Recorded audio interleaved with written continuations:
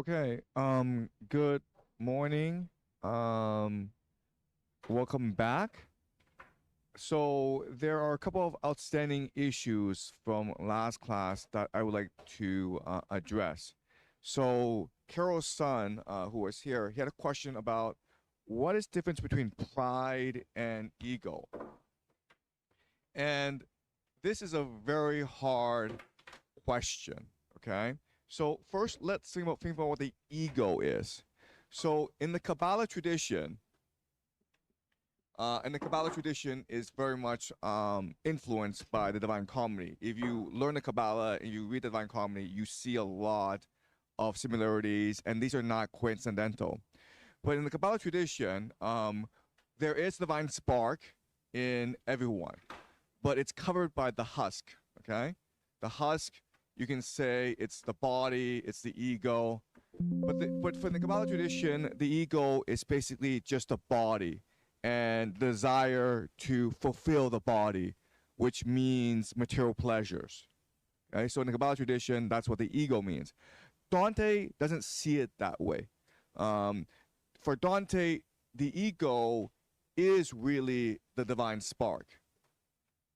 Okay, in that it can propel us to good things and to bad things. So it's potentiality as opposed to just good or bad. Okay, it's potentiality, and the ego can lead us astray. And when it leads us to astray, it's because of pride. Okay, and so for Dante, pride is an issue because it wants the other egos to subordinate to your ego. All right? So it's one of superiority, a feeling of superiority, where you are above others. And for Donnie, that's a problem because that limits your access to God. Okay? Love is about equality, it's about being egalitarian and treating others with respect and trusting others. And the ego, the pride, it's about elevating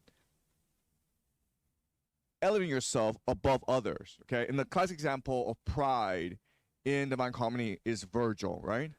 Virgil.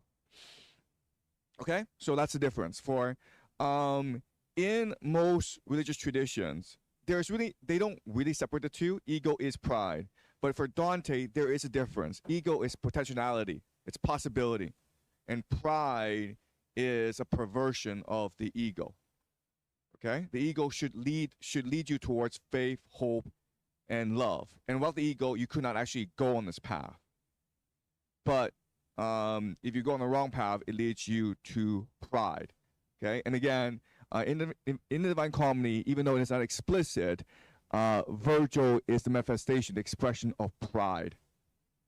Okay, and we can see that in his actions, where he. But it will become more obvious as we go along. Okay, so that's the first issue. Does it make sense to everyone? Okay. Second issue is the issue of homosexuality. Okay, and this is an issue that raised concerns. So one question that I was asked yesterday is, okay, what's the difference between homosexuality and heterosexuality? Okay, so thank you for raising that question. And I went back and I thought about this, and even though my explanation it's okay, it's not truthful enough, because the way for us to understand truth is Occam's razor. Okay, Occam's razor is the idea of elegance, meaning I should be able to pretty simply and clearly explain the idea. And I was not able to do that yesterday. It raised a lot of questions. It raised a lot of doubts. So even though we were approaching the truth, we were not at the truth. So let me today try to more clearly and simply explain the problem of homosexuality, okay? And so yesterday I made things a bit complicated. I brought in the idea of incest, and that was very confusing. Okay, let's not do that, okay? Let's just stick with Dante. So with Dante, the key to understanding him is to first appreciate the punishment at work, okay? Because for Dante, the punishment is God's perfect justice, okay? So we need to understand the punishment first. And the punishment for these homosexuals is they are in a plains where like there's raining missiles on them, okay? And so they have to dodge these missiles. For homosexuals, they have to do it in a group, okay? They have to do it in a group, and if one of them strays from the group, that person is punished harder. Now, this is interesting to think about because why would homosexuals be punished in such a manner, okay? So now we think about, let's not think about what they did wrong, but if the punishment is you have to stick together as a group and you're being punished as a group, and if you fall away from the group, you're punished even harder, what kind of people should be punished like that?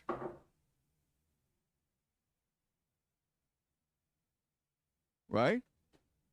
If we knew what the punishment is, and we understand that these punishments are a reflection of God's perfect justice, then what kind of people, what did you do wrong in society that would make God punish you like this?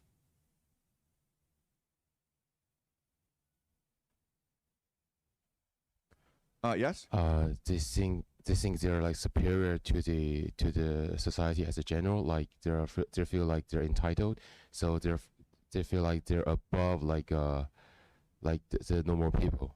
Good, okay, so that's getting somewhere, okay? But again, what did they do wrong? That sounds like pride, but why are they being punished as a group?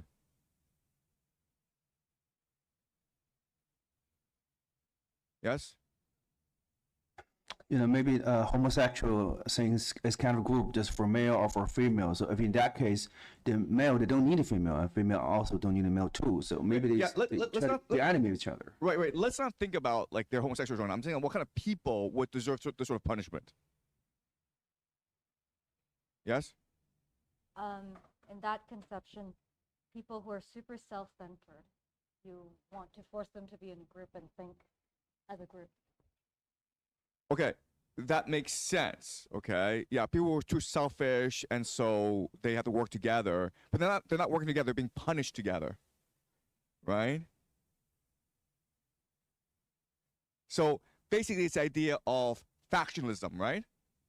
Or mafia, or fraternity. Does that make sense? Because the idea of fraternity, the idea of mafia, the idea of factionalism is that you only care about your own group. And you're going to hurt others in order to achieve your own interests. And that's why they're being punished like this, okay? So now, if it's these people who are engaged in mafia or fraternity or factionalism that should be that would be punished like this, what does this have to do with homosexuality? Okay, that's a question, all right? And again, this should be clear, all right? So make sure that my logic is clear to you each step of the way, right? The punishment is they're being punished for factionalism. The question then is, what does this have to do with homosexuality? Okay, yes? No coming back. So like same in the mafia, you act in some way and then you're part of the mafia forever. And we could see the same pattern in homosexuality. Right. Have you guys heard something called the gay mafia? Pig mafia, gay mafia? Okay, these are people who control Hollywood, right? If you go to Hollywood, they're like, we're controlled by the pig mafia, the gay mafia. All right, so let me explain this, okay? All right, so in an ideal society, everyone should rise according to his or her individual merit, right? In an ideal society. That's what Dante believes. Like, it doesn't matter what faction you are, it doesn't matter where your family comes from, it doesn't matter. All that matters is your individual merit. That's what's ideal. But in reality, the people who often triumph are people who are able to conspire together, right? So the question then is, how are homosexuals able to conspire together? Okay, so, and the reason why is they're often persecuted by society, so they have to work in secret. Okay, and so they help each other in order to obtain success. And they're not doing it out of evil or malice. They're doing it just to like be able to love each other. Okay? And so that's why, if you just look at history, if you look at any bureaucracy in any society, the group of people who often climb highest in this bureaucracy tend to be homosexuals. Does it make sense? Okay? And you go back to Imperial China. The eunuchs, right? You go to the Vatican, right? You go to Washington, D.C. You go to Hollywood. It's usually homosexuals that climb to the top. Again, this is not being, I'm not saying this is evil, but like just so that they practice your love for each other. They have to work together, okay? And they have to help each other. And so they become a mafia, right? The pig mafia, the gay mafia. But because they're mafia, they're able to climb higher together because they're able to coordinate together secretly in a way that others are not able to. Does that make sense? Yes? Could this be linked to your like previous idea that like by breaking taboo, like a bond is generated? Yes. Yes. Okay. Yes? And that also explains why if one breaks away, then he's punished harder because he's breaking the vow to the group and the secret that he had to. Exactly. Right. Exactly. Thank you very much. And the other issue is, okay, like, why can't heterosexuals do this? Because if you're a heterosexual, you marry a woman, right? And the woman demands that only you are loyal to her. Whereas with gay lovers, you can share with others, right? You can expand the group in a way you can't expand the group if you were heterosexual. Does that make sense? All right? Okay, are you guys following this logic? Okay, now the question then is like, why would this be a bad thing? And the reason why is that if a certain group are able to amass more power for themselves, right? This forces other people to form their own factions. Does it make sense? In order to compete. You have no choice in the matter. Right? So now you have more factionalism going on. All right? And so now what happens is that the elite fight amongst themselves because it's factional politics now. And when the elite fight amongst themselves, what they're doing is they're monopolizing all resources for themselves, which creates more inequality, right, in society. If you don't have a faction, when most people don't have a faction, you're completely screwed. And so there's this massive inequality, which creates all this economic pressure. And the only way for you to respond, if you're an ordinary person without a faction, is to commit fraud, right? And then what happens is lawlessness takes place. So that's why Dante is concerned about homosexuality. He knows that, yes, these best and brightest are homosexuals, and for him, there's nothing wrong with homosexuality. It's what homosexuality leads to in society that's a problem. And Dante is right. If you just look at any society, okay, with a bureaucracy, eventually the homosexuals take over. And this creates factionalism, this creates moral decay, this creates lawlessness, this creates corruption. All right? So does this make sense now? Yes? Sorry, I still don't understand why homosexuality is able to form factions while heterosexuality cannot. Okay, all right. So let me explain this again, okay? Oh, wait, or you want to, yes. Because I'm thinking of the symmetry between Inferno 16 and Paradiso 16. Because in theory, in Paradiso 16, we're also talking about factions, families, right? But I guess the core lesson that I think, if I remember back for on Paradiso 16 was that there was a concept where it says like the individual should serve the family instead of the family making that individual noble. Yeah, you get what I mean. So bringing it back to Inferno 16, right? With I don't know if it's homosexuality or self-indulgence of self-centeredness, but the idea of cases where I observe people with homosexual tendencies tending to rise is because they're able to harness the power of the group to serve them. Yes. Right. By withholding participation. So I in my mind that kind of makes sense and is elegant. Okay. All right. Okay. So let me explain another way. Okay. homosexuals are able to have multiple lovers. That's not a problem for them, right? Do you understand this idea? I don't understand because I feel like love is still love.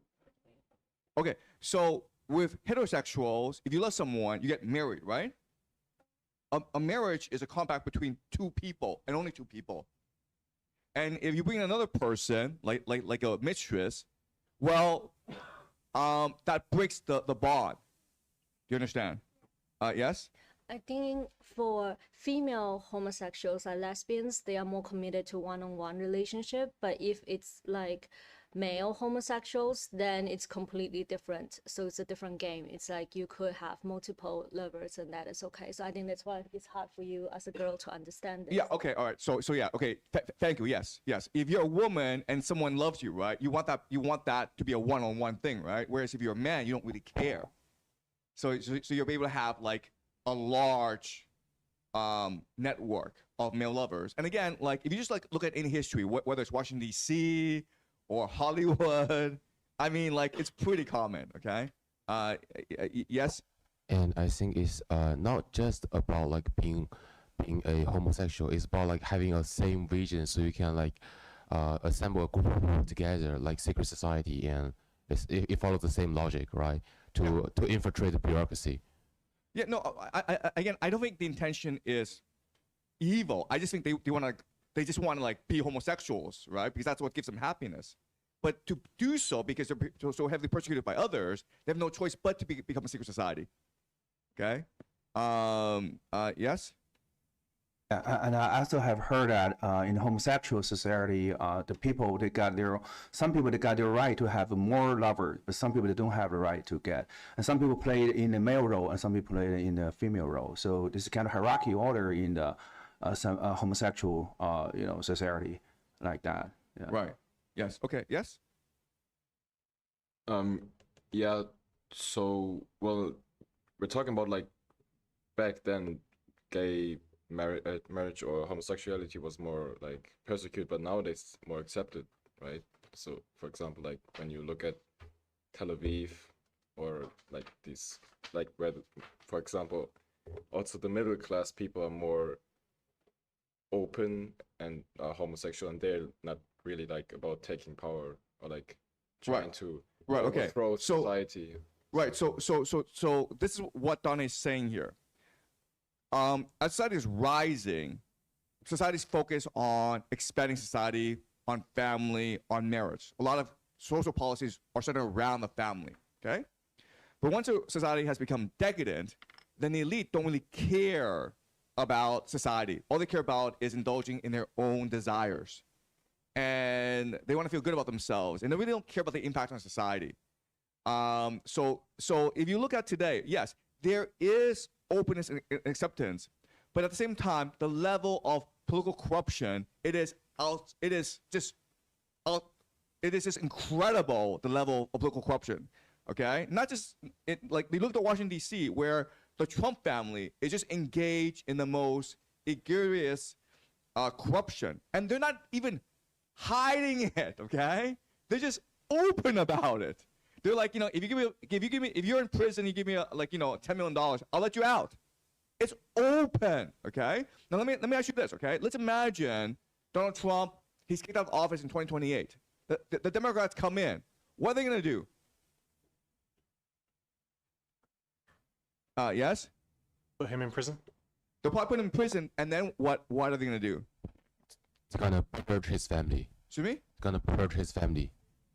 Purge the Trump family. Yeah. They'll go after Trump, but then what are they gonna do? Ask for a ransom. They'll probably be even worse. Okay, you understand? They'll say, like, when we come in, we'll clean house and we'll restore the sanctity of the American Republic. No, they're not. When they come in, they'll engage even more corruption. Okay, so that's what Dante is saying here. Like, when the elite lose their sense of responsibility to the people, then society just loses its anchor. It just goes into free fall. Okay, and yes, I mean, I don't want to say homosexuality is bad, but the reason why people kept homosexuality hidden before was they had to pay they had to pay virtue to the family, right? They had to pretend at least that family was important. Yeah, I mean, like they probably had these homosexual affairs on the side, but at least they were hypocrites. At least they made a point of like playing to the public perception, right? Yes. Yeah. What about LGBT? Do you think Dante will agree with that, or do you think It's the same thing as homosexuality, right? There's no difference. You know, it's the same idea. It's the same sense of like self-indulgence, and what matters is my own pleasure, my own happiness, and I really don't care the impact on society. Okay, does it make sense, guys? All right. So again, what we're doing is we're trying to logically come to understand Dante's cosmology. Okay. All right. So, but again, I want to thank you guys for raising questions, for doubting, for challenging, because this helps us as a group to think much more deeper. Okay? So Dante implants in the Divine Comedy a lot of paradoxes, which allows us to think deeper. And we are able to arrive at the truth through exploration and through debate. Okay? Yes? I think one thing that would be worth exploring is to actually interview, you know, maybe people around us who are homosexuals, you know, what exactly Dante is trying to convey here, because I guess at the end of the day, all punishment is self-punishment, right? It's an internal loop, right? I think the answers would be in those individuals just asking, just, you know, maybe trying to learn more. Okay. So a couple comments. First of all, this is being live streamed, and we need to be conscious of protecting people's privacy. Okay. But yes, I think that if we were to share our stories more, this would help the discussion. But the constraint is that this is being live streamed. And the other thing is that because it's being live streamed, and because we're dealing with different contexts, we're in China, we're broadcasting to a global audience. You know, we are at the Yale Beijing Center. We need to be conscious of the cultural sensitivities of each of each place. Okay,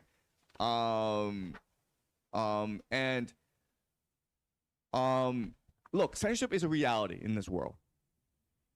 Ideally, we be free to completely explore, and that's what leads to greatest truth. But we're living in a time of massive censorship, and where you'll be judged unfairly for things you say. Okay, this is a different time. I mean, when I was growing up, when we were in college, like free speech was the primary ideal. Like it's something like you don't do that to people. Like you may disagree with them, but you don't censor them. That was what was considered a sin. Now it's just very common practice to cancel people for things they say. People are judged very harshly. Yes?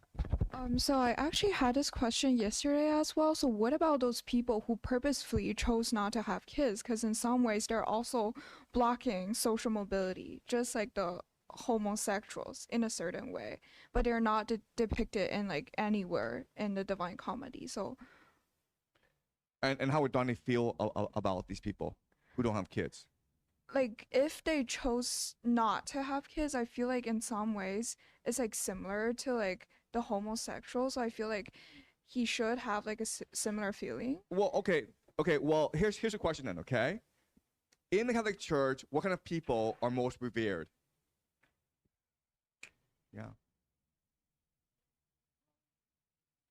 Yeah, right. That's a problem. Monks and yeah. Go ahead. And also you have to take into account back then in the 14th century, there's probably no condoms.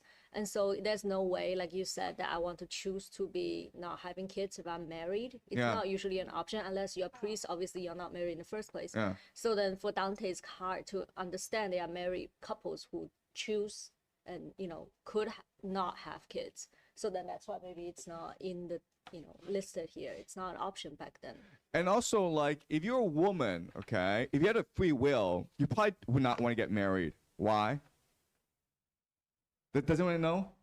Yeah? Because if you give birth, there's 1/3 of a chance or more that you're gonna die. Yeah, guys. Do you understand how awful it was to be a woman back then? There were no condoms. There was no hygiene. There were no hospitals. 1/3 chance of dying in childbirth, right? It's like suicide. And like, quite honestly, like, you're expected to give birth a lot, right? It's like the 8 first kids. 1/3 So doesn't hit you. Yes, have it's very common for a woman to die at childbirth at this time. So, including Beatrice. Beatrice died giving birth at 24. At 24, right? So yeah. Okay. Any more questions before we move on? Yes. So in my research of Aristotelian teleos, like, I missed it yesterday afternoon. So did you discuss the teleos? Like, everything has a specific purpose in life, and I see the difference between lust and homosexuality, because they're on separate levels, as being like, lust, you're focusing on one thing perhaps the correct thing, right? Because if Augustine and Dante would be saying the purpose of a relationship would be reproduction and marriage. If you're lusting, that could happen. You're just wanting it in maybe an incorrect way or too much. But in homosexuality, the teleos is off because there is no reproduction that could happen. And so I see this as, or I don't see this, I'm reading scholars who are pointing out that homosexuality is just simply enough an incorrect teleos. And lust is a correct teleos, but at an incorrect proportion. And so all of this extra stuff might be fine and social. It just seems like muddying the waters, where Aristotelian understanding would simplify it. Okay, so that you bring up Aristotle, and that's a very interesting analysis. At this time, Aristotle is very popular, and Dante would have known Aristotle. He would have known the idea of telos. The idea of telos is purpose, right? You come here for a purpose, and you achieve happiness by achieving your telos. And on that idea, Dante would agree, but for Aristotle, telos is really about fulfilling your social responsibility. Whereas for Dante, he's very much an individualist, meaning, like, for telos is about fulfilling yourself. Okay? Now, their students would say there's really no difference. But for Dante, there is a major difference, right? One, the difference is between fulfilling people's expectation of your telos as to, number two, really understanding your telos and achieving your telos. Okay? And so basically what the Aristotelians say is, look, society knows what's best. And if society says you should go have children, then that's your telos. But what Dante would say, no. You trust your intuition, right? If your telos is like, I just want to write poetry for the rest of my life, and I don't want to have children, then you should just follow your intuition. Okay, so that's the difference. But you're absolutely right. Aristotle is very important at this time in history. All right, any more comments or questions? This is great, by the way, and it really shows your depth of understanding has radically improved over the past few days. Yes. Previously you said that any great art in the history, whether it's Homer or Divine Comedy, was often created by one single person, right? And is often driven by the strong will, but like, I think go back to the question of about like self-indulgence, but like there also can be like those narcissists can also hold a strong will, right, while being like self-indulgent. Okay. So what separates for a artist like sacred inwardness with to a narcissist? Okay, all right. So yesterday I did say the problem of homosexuality is self-indulgence, and I recognize that is incorrect. Okay, that's why I went back and I self-reflected and I came up with a new understanding. And in this new understanding, the problem isn't self-indulgence. The problem is factionalism. Okay, so Dante is not saying in self-indulgence is a problem. Pride is a problem. Self-indulgence is not a problem. You need a bit of self-love. You need a bit of ego if you are to achieve or create a great piece of art. Okay, all right, great. Any more questions before we start? Okay, let's start. Inferno 21.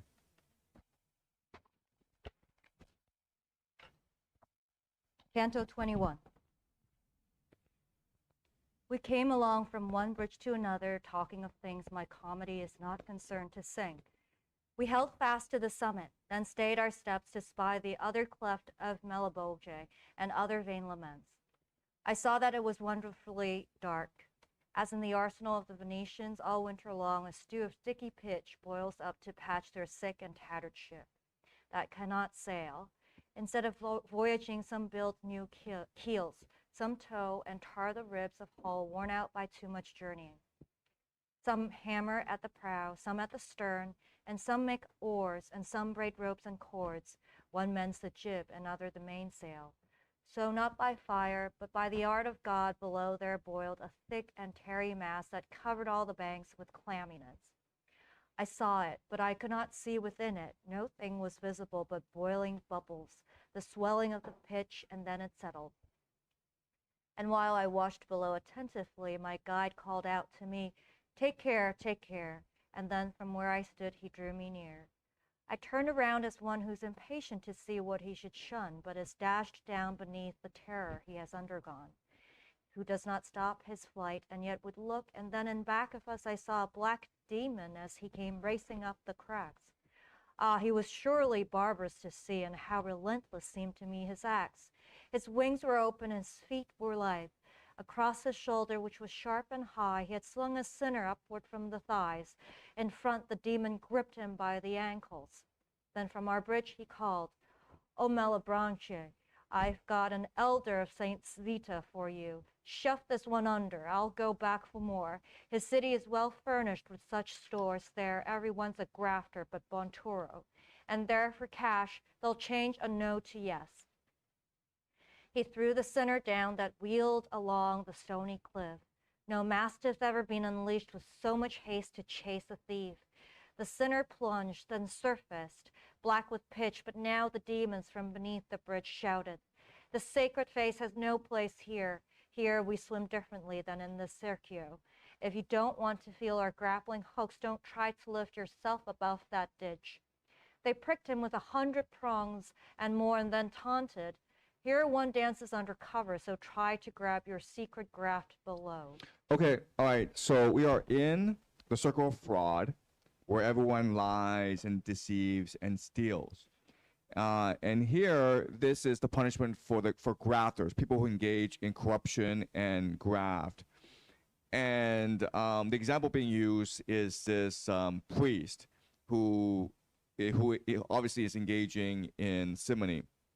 And the punishment is to basically fester in boiling boiling excrement, and some of them feel the pain so much that they try to escape. They try to escape, and then the demons catch them and tear them apart, and that is their punishment. Okay, all right. Let's keep on going.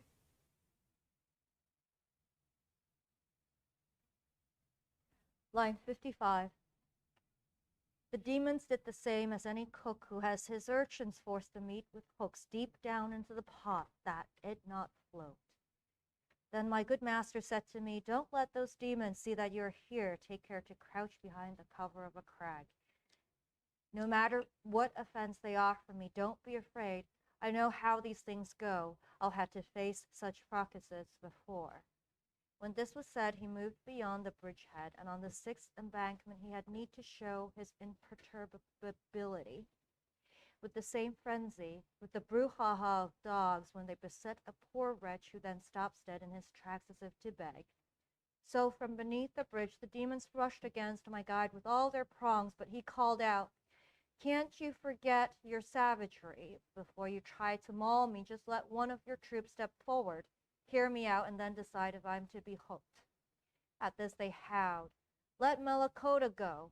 And one of them moved up, the other stayed, and as he came he asked, "How can he win?" "O Malakota, do you think I've come?" my master answered him, "already armed as you can see against your obstacles, without the will of God and helpful fate. Let us move on. It is the will of heaven for me to show this wild way to another." At this the pride of Malakota fell. His prong dropped his feet. He told his fellows, "Since that's the way things stand, let us not wound him." My guide then spoke to me. "O you who crouch, bent low among the bridge's splintered rocks, you can feel safe, and now return to me." Okay, so Dante and Virgil see these demons, okay? And in this stage in the story, there are some things that are unusual. What's unusual about the story? What is it that's happening that didn't really happen before? What strikes you as strange in the story so far?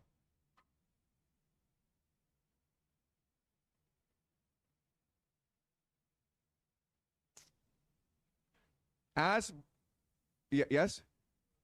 That demons are the one punishing, whereas before it was like natural causes. Yes. Okay. Yeah. So first of all, demons are in charge of the punishment. Yes. Okay. But there's a bigger surprise here, and this didn't really happen before. Where's Dante?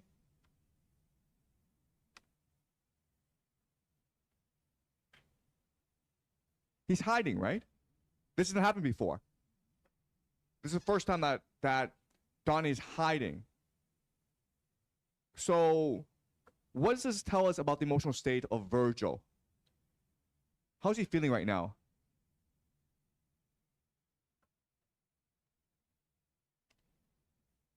Why would Dante hide here but not elsewhere, right? They went to the city of Dis, and this was also ruled by fallen angels, but Dante didn't hide, yes? I think he starts to lose trust in Virgil, and he's afraid that Virgil can't control the demons that he used to. But who told Dante to hide? Virgil? It was Virgil who told Dante to hide, right? So that doesn't make much sense. But keep on going. What's going on here?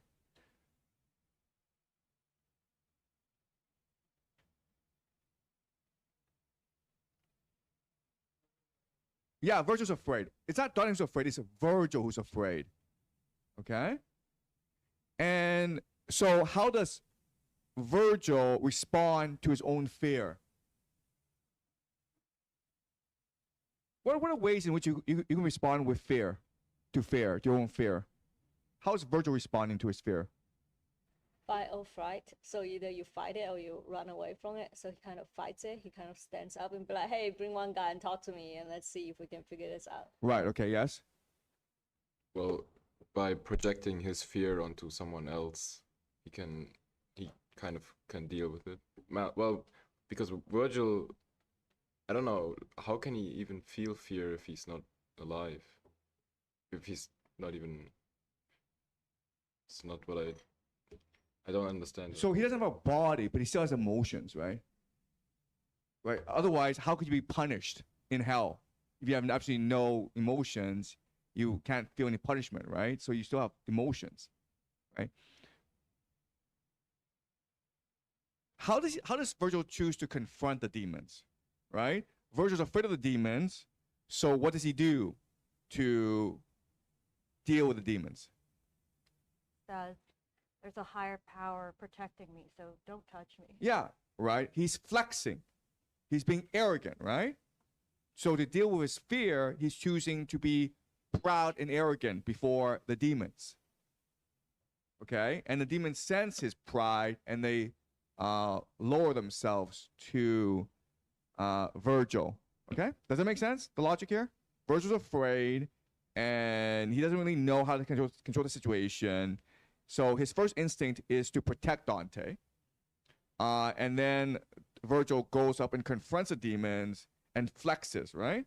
Says, "I'm much stronger than you, obey me." And the demon's like, "Fine, whatever," okay? Right? Why should we be suspicious here of what's going on?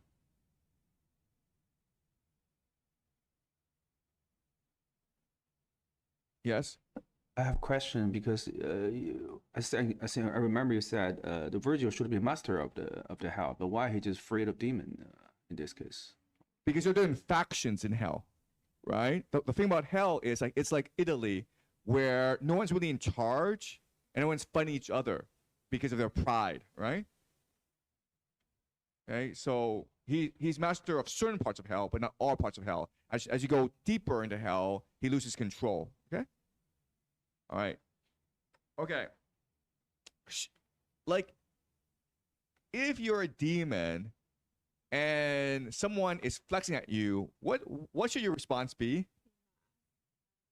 Yeah, like, I can punch you out, man, right? So this is very suspicious. You know, again, this is a paradox. And whenever there's a paradox, it forces us to think deeper, right? Why are the demons being so obedient, right? Why are the demons lowering themselves? And so what do you think the answer is? We are in the circle of fraud, guys.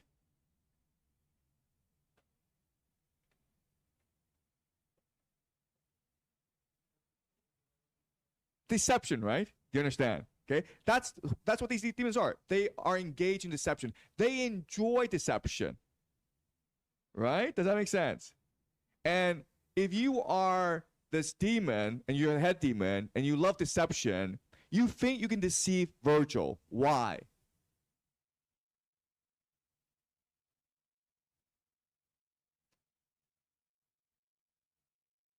Okay, so let us think of an example from real life. Okay? All right? Yes? Because by triggering Virgil, you basically mocking God. No. I'm trying to figure out how he figured out you can trick Virgil. Yes? Virgil's is in limbo, so he's in a, relatively speaking, much nicer place than these guys. Okay, all right. So we don't want to overthink things, okay? The solution has to be simple and elegant. So let's just think of an example where, you know, you're with your friend, okay? And maybe, you know, you go to, and I'm just making this up, okay? You go to Turkey for vacation, and your friend, you know, maybe your friend lives in Turkey, and you're gonna go visit your friend in Turkey, right? And your friend in Turkey wants to show you a good time, so then your friend takes you to this bazaar, the store, and he's like, you know, like, oh, I know how to haggle, right? Do you understand the logic here, right? And what's the shop owner gonna do? He's gonna see, like, you're with your friend, right? You don't lose face. You want to show how much in control you are, right? Does that make sense? And so you recognize, oh, it's this arrogance, it's this pride I can take advantage of. Does that make sense? Okay? So again, the thing about literature is you can always apply it to real life, and it has to make sense. Okay? Does that make sense, guys? All right, so the demon recognizes, Virgil thinks he's got God on his side, right? Well, I can probably rip him off now, right? Because he's so arrogant, he's so full of himself. It's easier to trick arrogant people than it is to trick humble people. Okay, does that make sense? All right, let's keep on going. Line 88. My guide then spoke to me. O you who crouch bent low among the bridge's splintered rocks, you can feel safe and now return to me. At this I moved and quickly came to him. The devils had edged forward, all of them. I feared that they might fail to keep their word. Just so I saw the infantry when they marched out under safe conduct from Caprona. They trembled when they passed their enemies. My body huddled closer to my guide. I did not let the demons out of sight. The looks they cast at us were less than kind. How is Dante feeling right now? Scared. Yeah, he's probably like, this doesn't feel right, okay? You know, you're at this bazaar and it's clear the shop owner is gonna rip us off. We should be careful, right? But your friend's like, no, I know this guy. We're like, you know, We went to school together. He's gonna give me face. He's gonna give us the best deal. Okay. All right. So Dante is afraid. Keep on going. Line 100. They bent their hooks and shouted to each other. And shall I give it to him on the rump? And all of them replied, yes, let him have it. But Malakota, still in conversation with my good guide, turned quickly to his squadron and said, be still, Scarmiglione, still.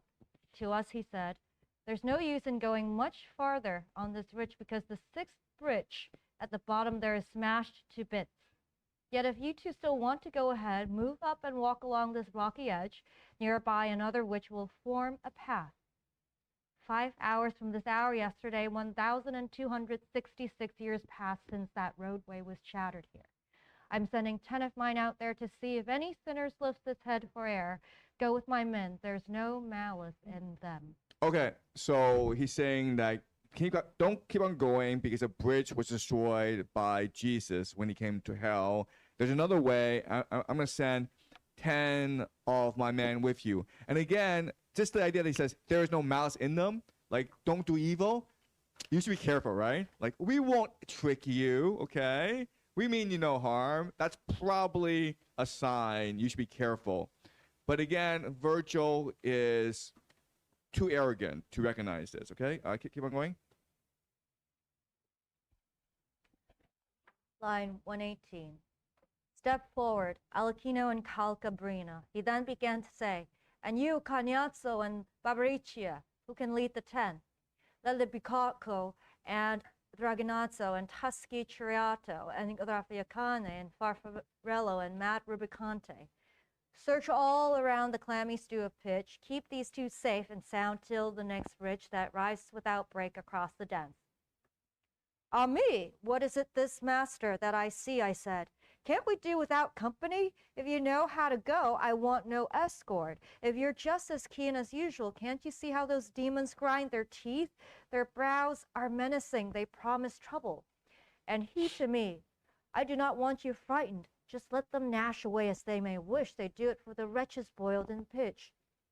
They turned around along the left-hand bank, but first each pressed his tongue between his teeth, a signal for their leader, Barbariccia, and he had made a trumpet of his ass. Okay, so what does Dante do here that he's never done before?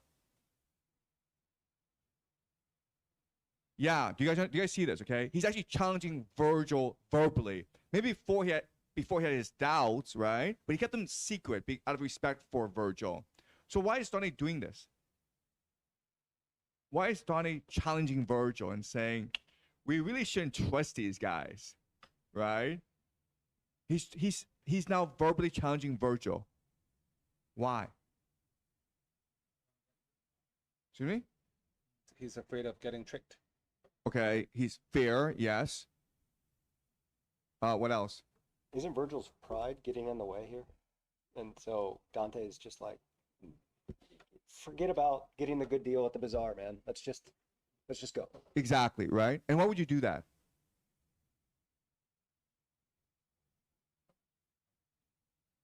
I mean, I would do it because of frustration. I would just be like, there's a simpler way. You're making this more complex than it needs to be.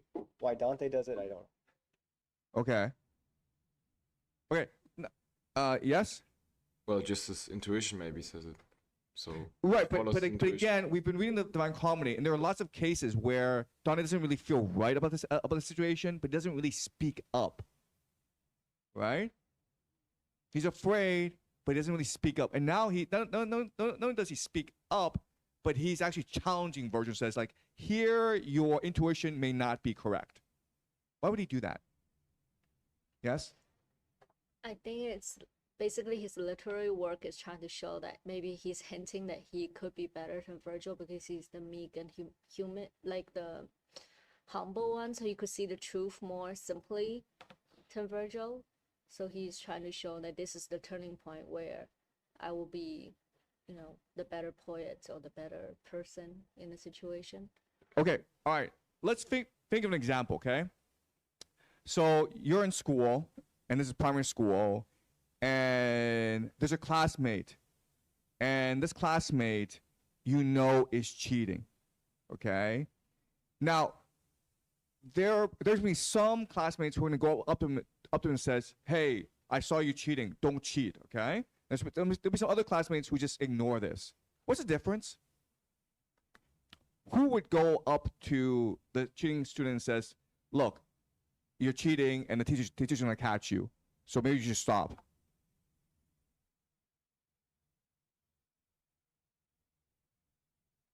In what instance would you? Yes. It could be as an act of love when you It's an care. act of love. You understand? It's an act of love, because you're putting yourself at risk as well, right? You're putting yourself, when you tell your friend, "Let's get out of here," right? Not only are you angering your friend's pride, but you might piss off the shop owner as well. It's an act of love. You're putting yourself at risk. Okay, does that make sense? It's not an act of like, "I know more than you, Virgil," right? You can't know more than Virgil because Virgil's your guide in hell. It's an act of like, "Virgil, I love you, and I want to protect you as you're protecting me." Okay? So what this is telling us is that what this journey really is, it's a journey into love, where Dante before had tremendous respect for Virgil, but now they're just becoming like very close because all these adventures they're having in hell, right? Does that make sense, guys? And so so what's really important to understand is not just the cosmology, not just understand Dante's theology, but really understand that this is ultimately a journey and a love story between Dante and Virgil. Okay, so there's this conflict between the two, but there's also real deep affection between the two, and it's very much real. Okay. And we know what's going to happen. We know that eventually they'll have to part, okay? But the idea is to create so much affection in us for Virgil and Dante that when they do part, we cry with them when they do part, okay? Does that make sense? All right. Yes? She had said something that I wanted to build off of. Dante the poet, so there's three Dantes. Dante's the poet sat down to write this recollection to explain faith, hope, and love, but I guess they could all be unified as capital T truth. And he's in the realm of liars, right? And so essentially he would be like, the longer that we stay here in the realm of liars, they're ruining my poem of truth, right? So let's get out of the lie realm because I'm transcribing truth. Right. Okay. So that's an interesting interpretation, and I would disagree, because what's it important for Dante to journey into hell? Right? Because why is Dante talking to these souls that are being punished? To learn to see. Right? But then what? Yes? Because it's the way to paradise. It's the way to paradise. But remember when Virgil and Dante are talking, right? Virgil says, "Go talk to that guy," and then the soul's like, "I don't want to talk to you." And then Virgil's like, "You should talk to him because." What does Virgil say?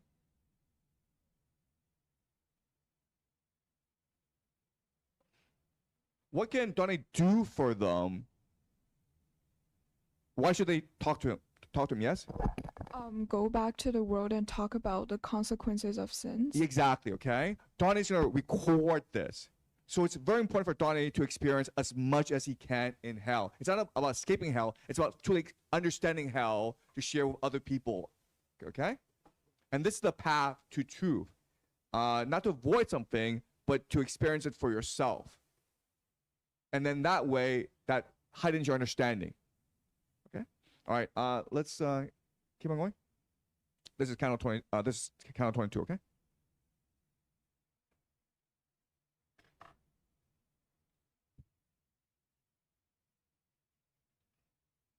Canto 22. Before this, I've seen horsemen start to march and open the assault and muster ranks, and seen them too, at times beat their retreat. And oh, your land, oh, Erytines, I've seen rangers and raiding parties galloping. The clash of tournaments, the rush of jousts, now done with trumpets, now with bells, and now with drums, and now with signs from castle walls, with native things and with imported ware. But never yet have I seen horsemen, or seen infantry, or ship that sails by signal of land, or star moved to so strange a bugle. We made our way together with 10 demons. Ah, what ferocious company! And yet in church with saints, with rotters in the tavern. But I was all intent upon the pitch, to seek out every feature of the pouch and of the people who were burning in it. Just as the dolphins do, when with arched back they signal to the seamen to prepare for tempest, that their vessel may be spared, so here from time to time, to ease his torments, some sinner showed his back above the surface, then hid more quickly than a lightning flash. And just as on the margin of a ditch, frogs crouch their snouts alone above the water, so as to hide their feet and their plump flesh, so here on every side these sinners crouched, but faster than a flash. When Barbariccia drew near, they plunged beneath the boiling pitch. I saw my heart still shudders and recall one who delayed, just as at times a frog is left behind while others dive below. With Grafficane, who was closest to him, then hooked him by his pitch, and tangled locks and hauled him up. He seemed to me an otter. By now I knew the names of all those demons. I'd paid attention when the fiends were chosen. I'd watch as they stepped forward one by one.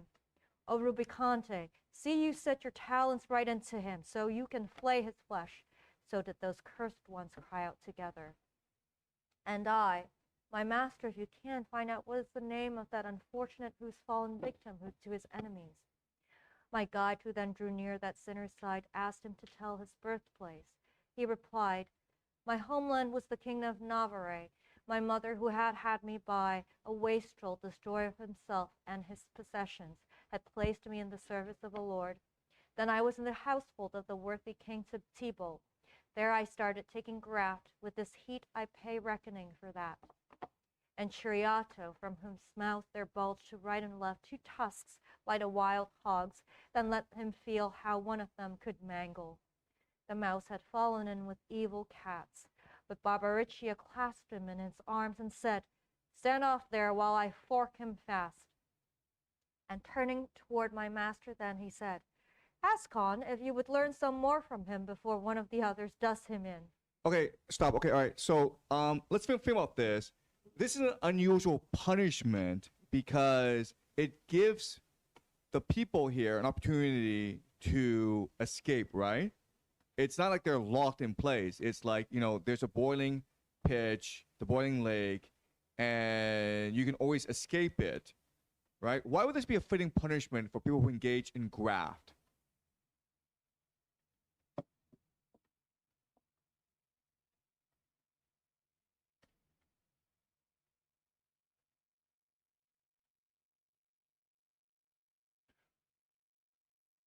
Yes, go ahead. In graft, they take resources and things away from people who should have. Right. Okay. And so why would this be a fitting punishment for them?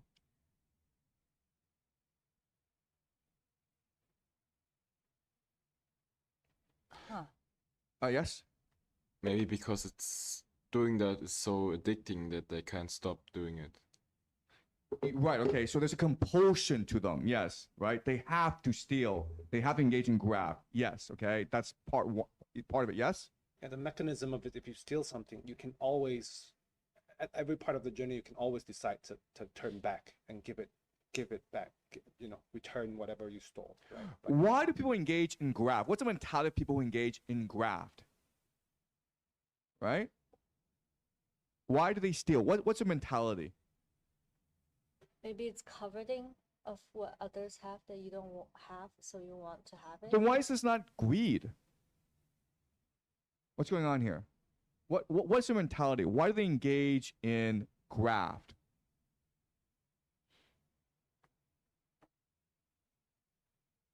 Yes? Yeah, you mean stealing, right? I think stealing is kind of thing that you want to get something, and also you can get much more benefit from it. But there's no punishment. There's nothing good, nothing bad there. So that's why people, when they just like to steal, they just stick to steal something. It's really hard to give it up. Yeah. So you go ahead. Yeah, well, also when you steal, you decide that this thing that you're stealing is more deserving for you than the owner. Like you say, like in this action, like I deserve this, and the owner doesn't really. But why? Why do you deserve it? Well, maybe pride. Okay. Sense of Yes. pride. Anyone else? Yes, at the back. I feel like for greed, you are kind of more focusing on like a specific thing, for example, like money and whatever. But then Yeah, you're stealing, focused on- you're on kind of like obtaining something, stealing yes. anything. Yes. Yeah, like a lot of a variety of stuff. But what is grab? You're stealing from who? Graft has to come from a position of power.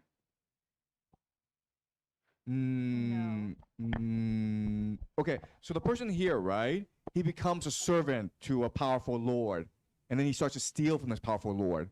Why is he doing that?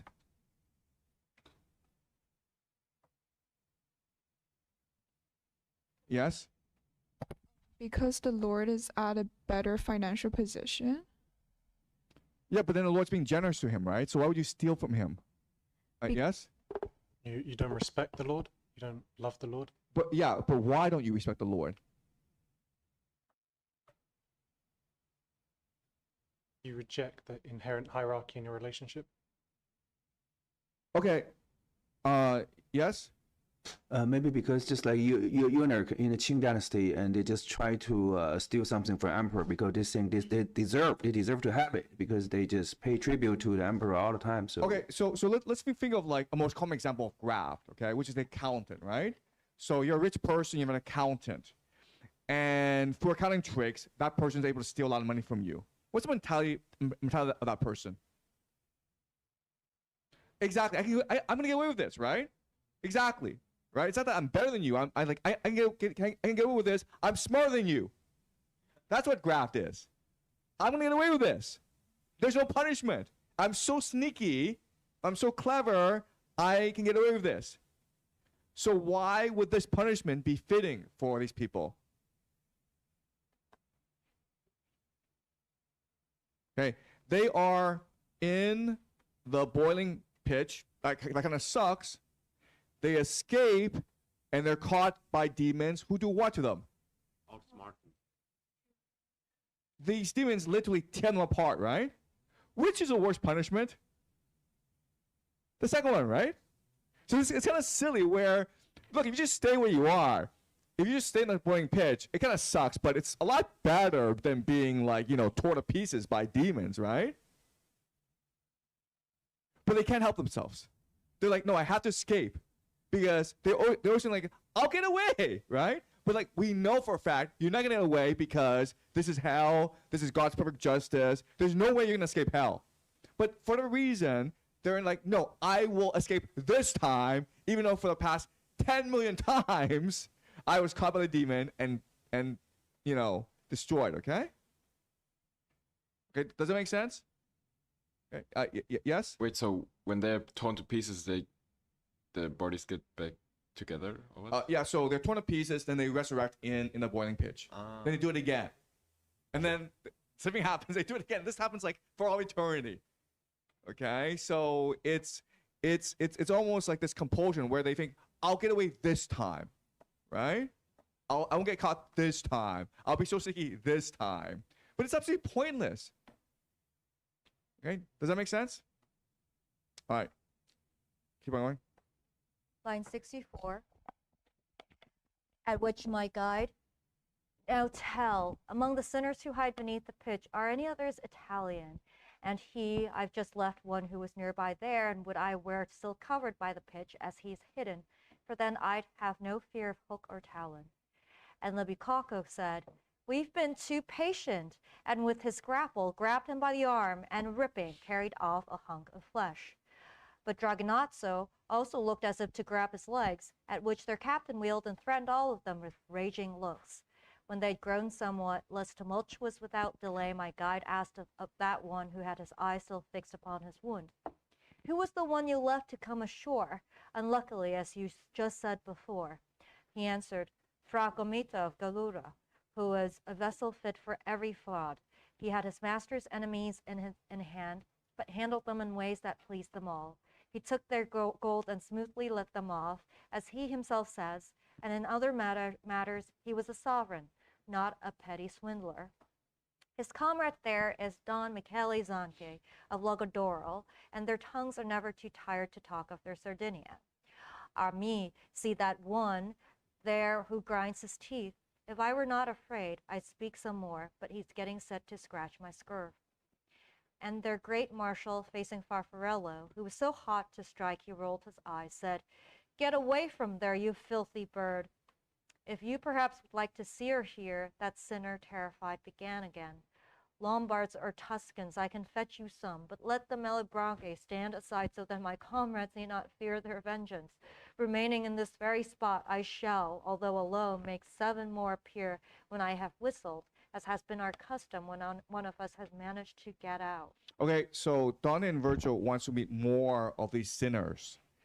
And this sinner says, well, they're all in hiding. And the demons are like, let's just start tearing this guy apart because that's what we enjoy doing. And the sinner's like, no. If you leave me alone, I'll trick 7 more to appear before you. Everyone's in hiding. So if you demons just hide yourself, then I will tell them to come out, and then you can catch 7 more people to rip apart, okay? So this is the circle of fraud, circle of deception. We should be wary of everything people do here, okay? All right, keep on going. Line 106. At that, Cagnazzo lifted up his snout and shook his head and said, "Just listen to that trick by which he thinks he can dive back." To this, he who was rich in artifice replied, "Then I must have too many tricks if I bring greater torment to my friends." This was too much for Alcino, and despite the others, he cried out, "If you dive back, I should not gallop after you, but beat my wings above the pitch. We'll leave this height with the embankment as a screen. We'll see if you alone can handle us. O you who read, hear now of this new sport." Each turned his eye upon the other shore, he first who'd been most hesitant before. The Navarrese, in nick of time, had planted his feet upon the ground, and in an instant he jumped and freed himself from their commander.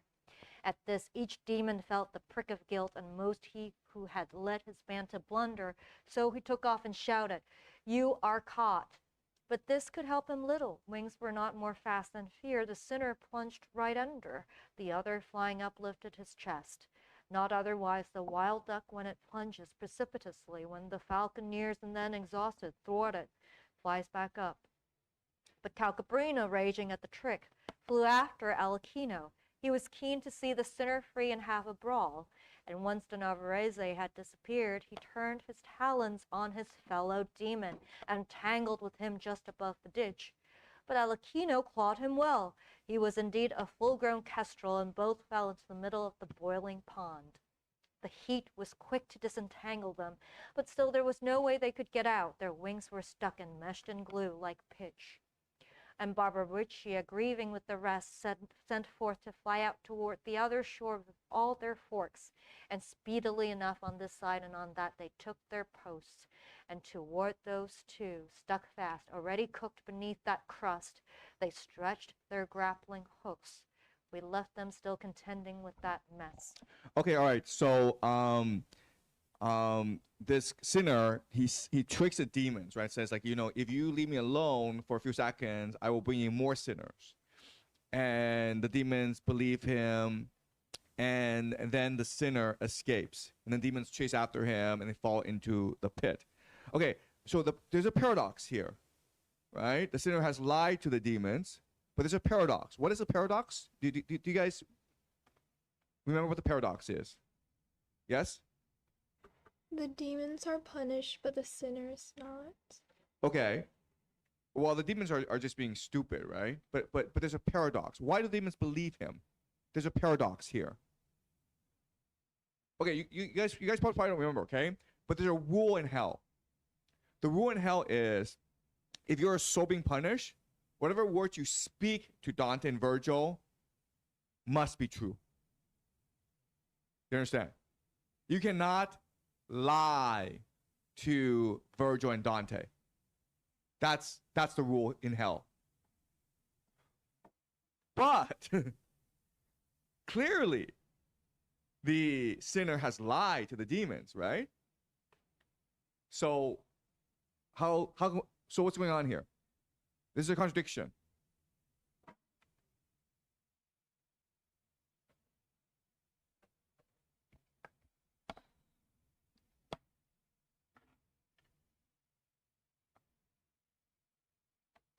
Okay, so let's think about this, okay? So the demons are saying, you're lying to us. And then then the sinner says, then I must have too many tricks if I bring greater torment to my friends.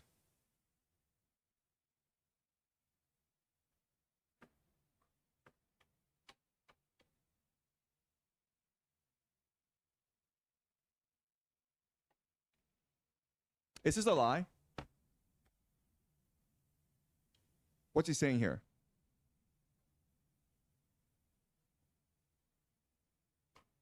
What's he saying here?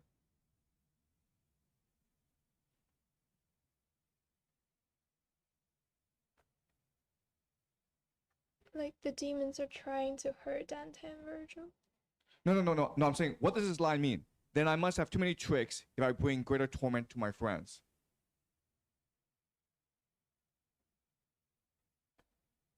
Wait, let's go back. Yes?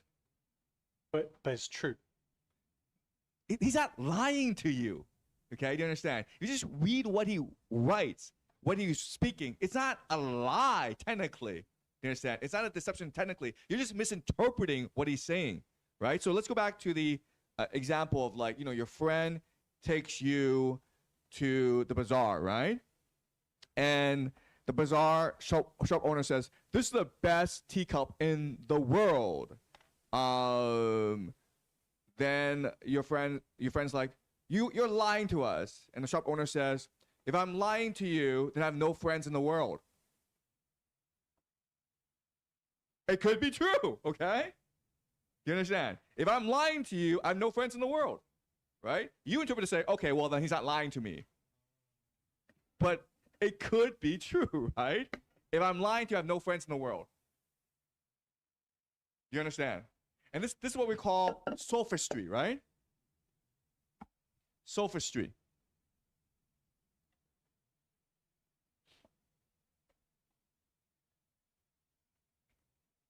Right? You just think you're smarter than everyone else. You think that you know more than everyone else, and you'll get away with everything. So you keep on doing it, okay? And so he's just playing tricks with words. Okay? Does it make sense? So he's not lying, because you cannot lie in hell. But he's engaging in sophistry, okay? The constructive words to make you, to manipulate you. Does that make sense? All right, let's keep on going.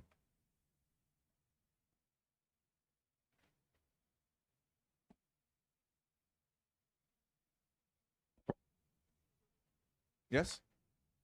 How come he has the will to escape? Do people even think of escaping, or just they think of suffering less in hell? Okay, yeah, so it's not the will to escape. It's a compulsion to prove you're smarter than everyone else. It's a compulsion to cheat other people. You understand? But the point is, all you're doing is you're cheating yourself, right? Because all you're doing is escaping into a greater punishment. If you're just honest and stay where you are, you'll be fine. But you constantly want to escape. It's a addiction, okay?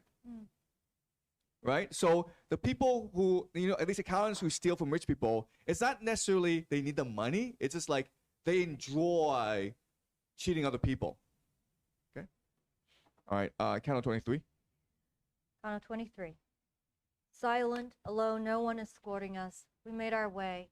One went before, one after, as friars minor when they walked together. The press and fracas made me think of Aesop, that fable where he tells about the mouse and frog.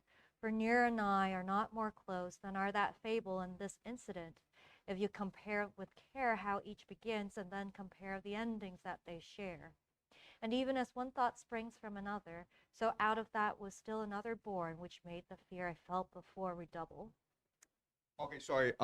Can you Google Aesop's fable of the frog and the horse? Okay, I don't have it remembered. Okay, so frog and horse, yeah. Oh, sorry, frog and mouse. Yes. Okay. So can you read it for everyone? Yeah.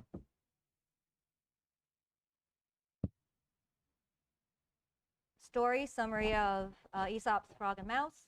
A mouse first asks the frog for help with crossing a river to visit the frog's home. The frog agrees, but ties the mouse's leg to his own with a reed for safety. Halfway across, the frog, motivated by greed for the mouse's food, tries to drown the mouse by diving down the surface.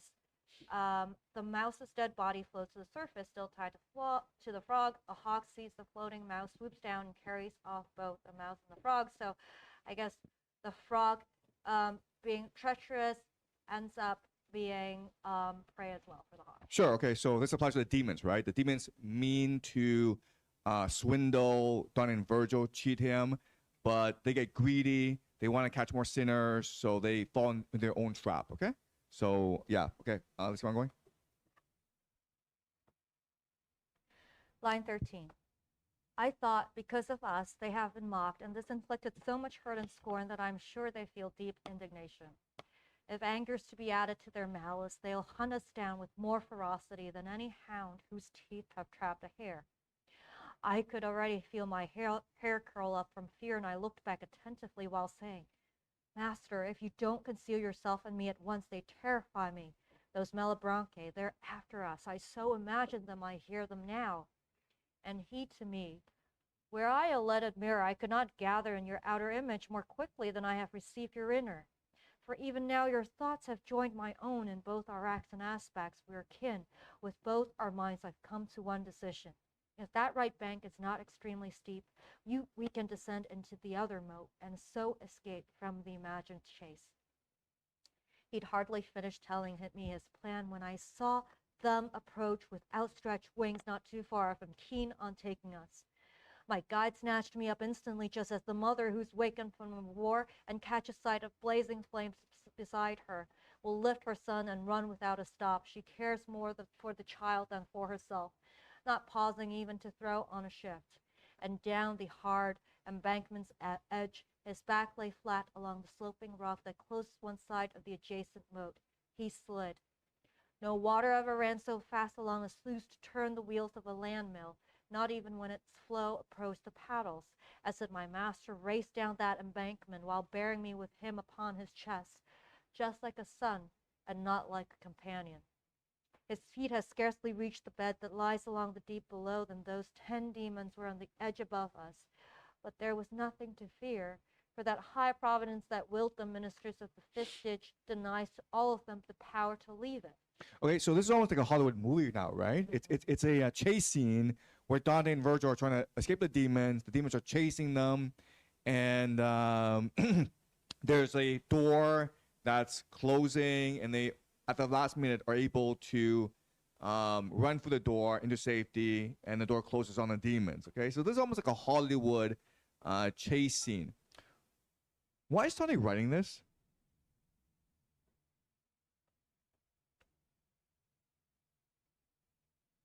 I mean, it's gratuitous because God has already willed Dante to go to heaven, right? So obviously the demons can actually do anything to them. They're protected by God. So why is Dante actually writing the scene? Yes? Maybe to show comradeship or something? Yeah, it's meant to make us understand and appreciate the growing relationship between Virgil and Dante, right? Because this is like basically character building. It's meant to develop for us and help us understand the intimacy between Dante and Virgil, right? An example is, let's just say you have two enemies, right? And they hate each other. Well, I guarantee you, if you were to dump these two guys who hate each other, who want to kill each other on a deserted island, they become best friends afterwards, right? So that's the idea here. So even though they are rivals, ultimately, this journey will make them into best friends. Okay, I keep on going. 58. Below that point, we found a painted people who moved about the lagging steps in circles, weeping with features tired and defeated. And they were dressed in cloaks with cowls so low they fell before their eyes, of that same cut that used to make the clothes for Cluny's monks. Outside, these cloaks were gilded and they dazzled, but inside they were all of lead, so heavy that Frederick's capes were straw compared to them. a tiring mantle for eternity, we turn again as always to the left, along with them intent on their sad weeping. But with their weights that weary people paced so slowly that we found ourselves among new company each time we took a step, at which I told my guide, please try to find someone whose name or deed I recognize, and while we walk, be watchful with your eyes. And one who, taken in my Tuscan speech, cried out behind us, stay your steps, O you who hurry so along this darkened air. Perhaps you will have from me that which you seek, at which my guide turned to me, saying, wait, and then continue, following his pace. I stopped, and I saw two whose faces showed their minds were keen to be with one, but both their loads and the tight path forced them to slow. When they came up, they looked askance at me a long while, and they uttered not a word until they turned to one another, saying, the throbbing of his throat makes this one seem alive, and if they're dead, what privilege lets them appear without the heavy mantle? Then they addressed me, Tuscan, you who come to this assembly of sad hypocrites, do not disdain to tell us who you are. I answered, where the lovely Arno flows, there I was born and raised in the great city. I'm with the body I have always had. But who are you, upon whose cheeks I see such tears distilled by grief? And let me know what punishment it is that glitters so. And one of them replied, the yellow cloaks are of a lead so thick their heaviness makes us the balances beneath them creak. We both were jovial friars and Bolognese. My name is Catalano, Lodoringo was his, and we were chosen by your city together for the post that's usually one man's, to keep the peace, and what we were is still to be observed around Gardingo. I then began, O friars, your misdeeds, but said no more, because my eyes had caught one crucified by 3 stakes on the ground. When he saw me, that sinner writhed all over, and he breathed hard into his beard with sighs. Observing that, Fra Catalano said to me, that one impaled there whom you see counseled the Pharisees that it was prudent to let one man and not one nation suffer. Naked, he has been stretched across the path, as you can see, and he must feel the weight of anyone who passes over him. Like torment in this ditch afflicts both his father-in-law and others in that council, which for the Jews has seeded so much evil. Okay, so this is Caiaphas, who is the Pharisee, the high priest, who condemned Jesus to death. Okay, and so for his punishment, he is crucified to the ground, and everyone just walks on him. This is the area of the hypocrites, and the hypocrites are punished by wearing cloaks of lead. So like their movement is like really, really slow. Okay, they're burdened by these cloaks of lead. So let's think about this.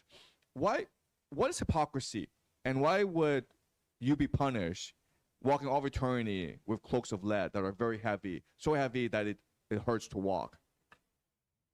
What is hypocrisy? Why do people engage in it?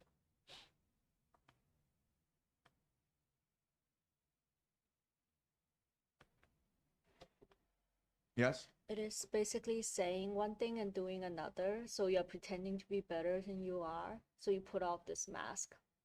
Right. And why do you do it? To show that you're better than others, that you are airy and kind of like, I'm better than everybody else. I'm more religious. Okay. So what you're saying is that hypocrites, their words have no meaning, and their words can change at any time. And they are not responsive to they're not responsible to their words, right? So why do they do it? Yes? I think they're cheating. They just pretend to be higher moral stuff. Just try to, on the one hand, to get a benefit from that, and on the other, they will to try to cheat others so that they will get more, and they don't need to be punished, and they just hide themselves from, yeah.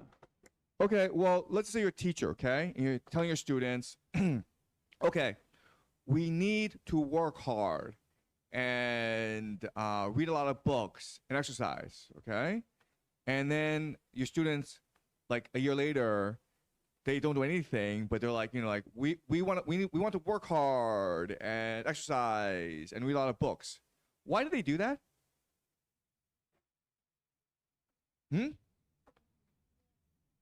To please me, right? And so why would they do that?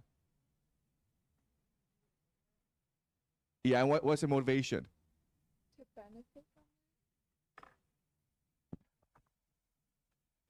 Like to pretend that you're better than who you actually are, and then you're very empty on the interior, and then the ultimate goal is to like get benefits by kind of like pretending to be like Yeah. a better person. Yeah, absolutely. Yes, yes.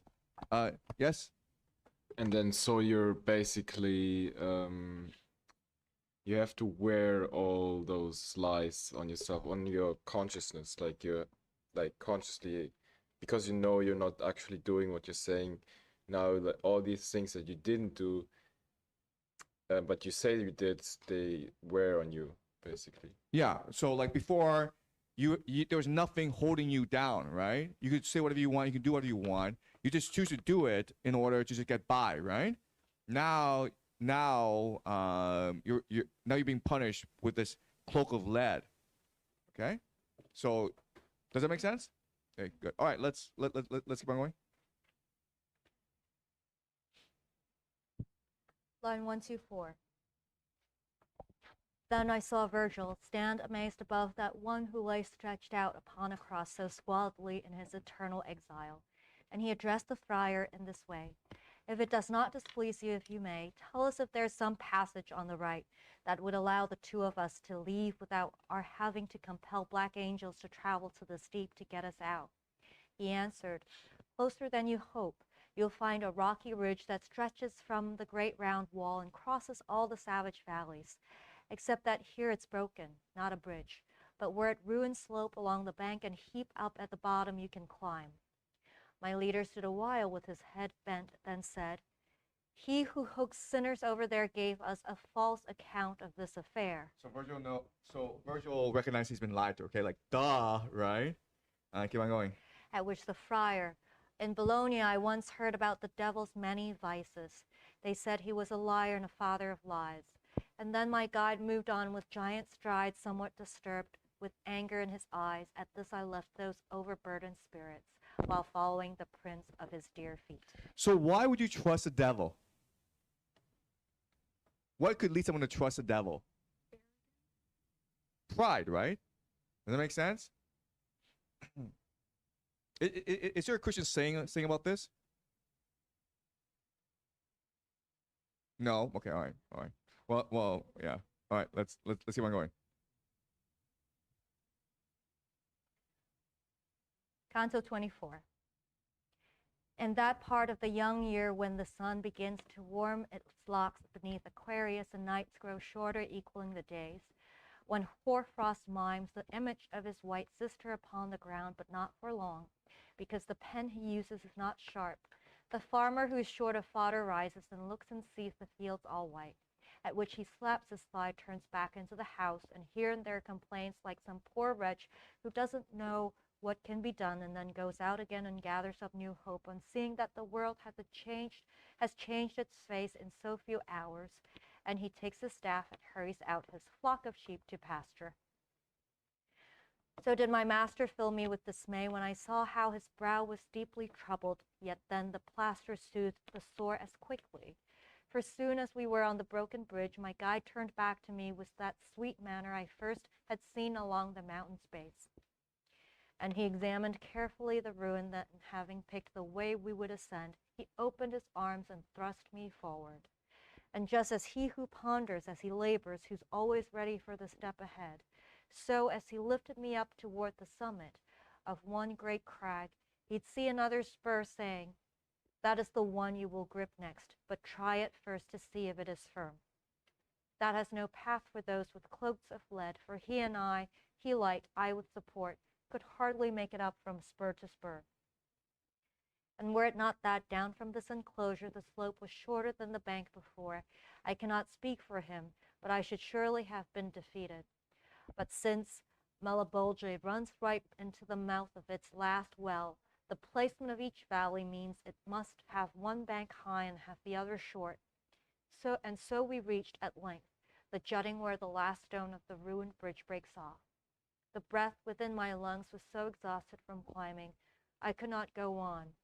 In fact, as soon as I had reached that stone I sat. Now you must cast aside your laziness, my master said, for he who rests on down on or under covers cannot come to fame. And he who spends his life without renown leaves such a vestige of himself on earth as smoke bequeaths to air or foam to water. Therefore, get up, defeat your breathlessness with spirit that can win all battles if the body's heaviness does not deter it. A longer ladder still is to be climbed. It's not enough to have left them behind. If you have understood, now profit from it. Okay, I'm sure that you might have had a teacher, okay? Some of you might have had a teacher who has inspired you to greatness. And what your teacher said to you is, the reason why we are memorizing tests for like 8 hours a day is to aspire to greatness, right? We suffer for 12 years, we lose our soul, we lose our individuality, but at the end of it, we will obtain immortality because we'll get into like Tsinghua or Harvard or Yale, and then we'll be great, okay? What do you think of a teacher like that? There's quite a few teachers like that in China, but what's your impression of a teacher like that? I mean, he's not wrong, right? He or she is not wrong. And there are lots of students who are able to get into Tsinghua or Beidao or Yale or Harvard because of a teacher like that. But how do you feel about a teacher like that? Have you had a teacher like that? And like, what's your impression? Yeah, yes? Yeah, because as a teacher, you have to do your job well, and there's no teacher who said to students that come on, don't study, it's useless, right? Teacher always said you have to study better, harder, so that you would get more benefit, you know? The sweet always come after the bitterness, right? So yes. I literally just said that to my students like last week, and I say to them all the time, like, honey, you want to get like 6 years of hell or 60 years of hell? And they were like, just 6 years. I'm like, okay, now work hard for the next 6 years in your middle school so you can get to a good, you know, undergraduate school, college, so that you can have more happiness, I guess, in the future. So, and I'm sure a lot of your students have succeeded, right? They've gone on to like really top universities. Yeah, they do better. Yeah. Right. Achieve their full potential, I suppose. Right, yeah. But let's hear some other perspectives, right? You're a teacher, right? And you've said that. Yes? So back then, I thought it was like completely normal, and it is what I should be taught because of meritocracy. But right now, I feel like we're just kind of in like an endless trap, because after high school, you'll be told that, okay, you'll just have to work hard for 4 years and then you'll get into like a good grad school, or like you'll get a good job. I feel like it's just kind of like a endless circle. And I feel like it's more of like the teachers are incapable of motivating their students to like have like an inner drive to study hard, so that they're teaching these sorts of ideas onto their students. Do you agree with that? No, because I actually do believe in this narrative of if you work hard, you go to a good school, you actually have a better chance of getting into like top banking, you know, or whatever jobs that you want, because they do filter your first degree, right? And so I actually do believe in this narrative. I think it's very Puritan, very biblical. So Paul is always saying, like, you know, strive for the goal that you have, you know, so you live your good life, so you get your reward in heaven. It's kind of the same narrative. Okay, right. If a teacher tells me that, I know how much effort I need to put for their class. Because I mean this in the sense that if a teacher is really good at teaching and really has a love for their subject, in classes what they say is, oh my god guys, chemistry is so amazing, it's so interesting, and it really piques my passion. So for that class I put in the extra effort, and I understand that that teacher understands my passion for the subject. But if a teacher tells me you just need to do this to get to a good college, I know like that class I'm not going to really learn anything, so I'm just gonna put the amount of effort that's needed for me to get an A and just. So like, I guess for me, my understanding of education is not to, you know, get that job. It's to, you know, better yourself. And also learning is fun. Yes. But if the teachers don't understand and take that perspective, I can't really convince them that. So it just Okay, we understand. Yes, you know thank you. Yes. Yeah, I think it's just not really about the aspect of hard work. I think, yes, obviously you need to work hard, but it's more about the motivation behind it. And it's easier if you're motivated, obviously, to learn something that you're interested in. So if the teacher tells you, like she said, you know, you need to do this, or like I will teach this in a way that it makes it harder for you because you won't like it, or I'm gonna teach this in a way that you will like it, and obviously it's easier to study. And Okay, all right. so it's more about the motivation. Okay, yes. I think logically it makes sense, this way of teaching, but it just assumes that this is the only important thing in life. Because you could get, say, a teacher who says, well, don't worry too much, but focus on, you know, your soul, your spirit, and, you know, be happy with your life. Yes. And then you okay. get two different adults. You get one who's working in banking, earning a lot of money, but antidepressants, not happy with their life. And then you get one who didn't, you know, work that hard, didn't make it to that college, but maybe they still had a family and they're happy. Yes, okay, thank you, yes. I see this narrative as a way of planning yourself for better outcomes. Same as like a horse can have the thing on the side just to move faster. So you don't really see why you're doing it, but it's just a way to have better outcomes. So you're like, okay, let me blind myself for the next like 3 years. And I know that when I open my eyes, it's going to be just better. Okay, thank you, yes. It is a white lie that has been perpetuated from generation to generation. It is, I think it is the purpose of the white lie that is more important than the content and the truthfulness. It is sometimes comparable to a beautiful wrapping of a gift. You know, it might be just a wrapping, but when you unpack it, you still want to, you know, look at the beautiful wrapping and appreciate it. But it really depends on the audience. A bad audience might, you know, be obsessed with it, and might have some, you know, very tragic result. Okay, good.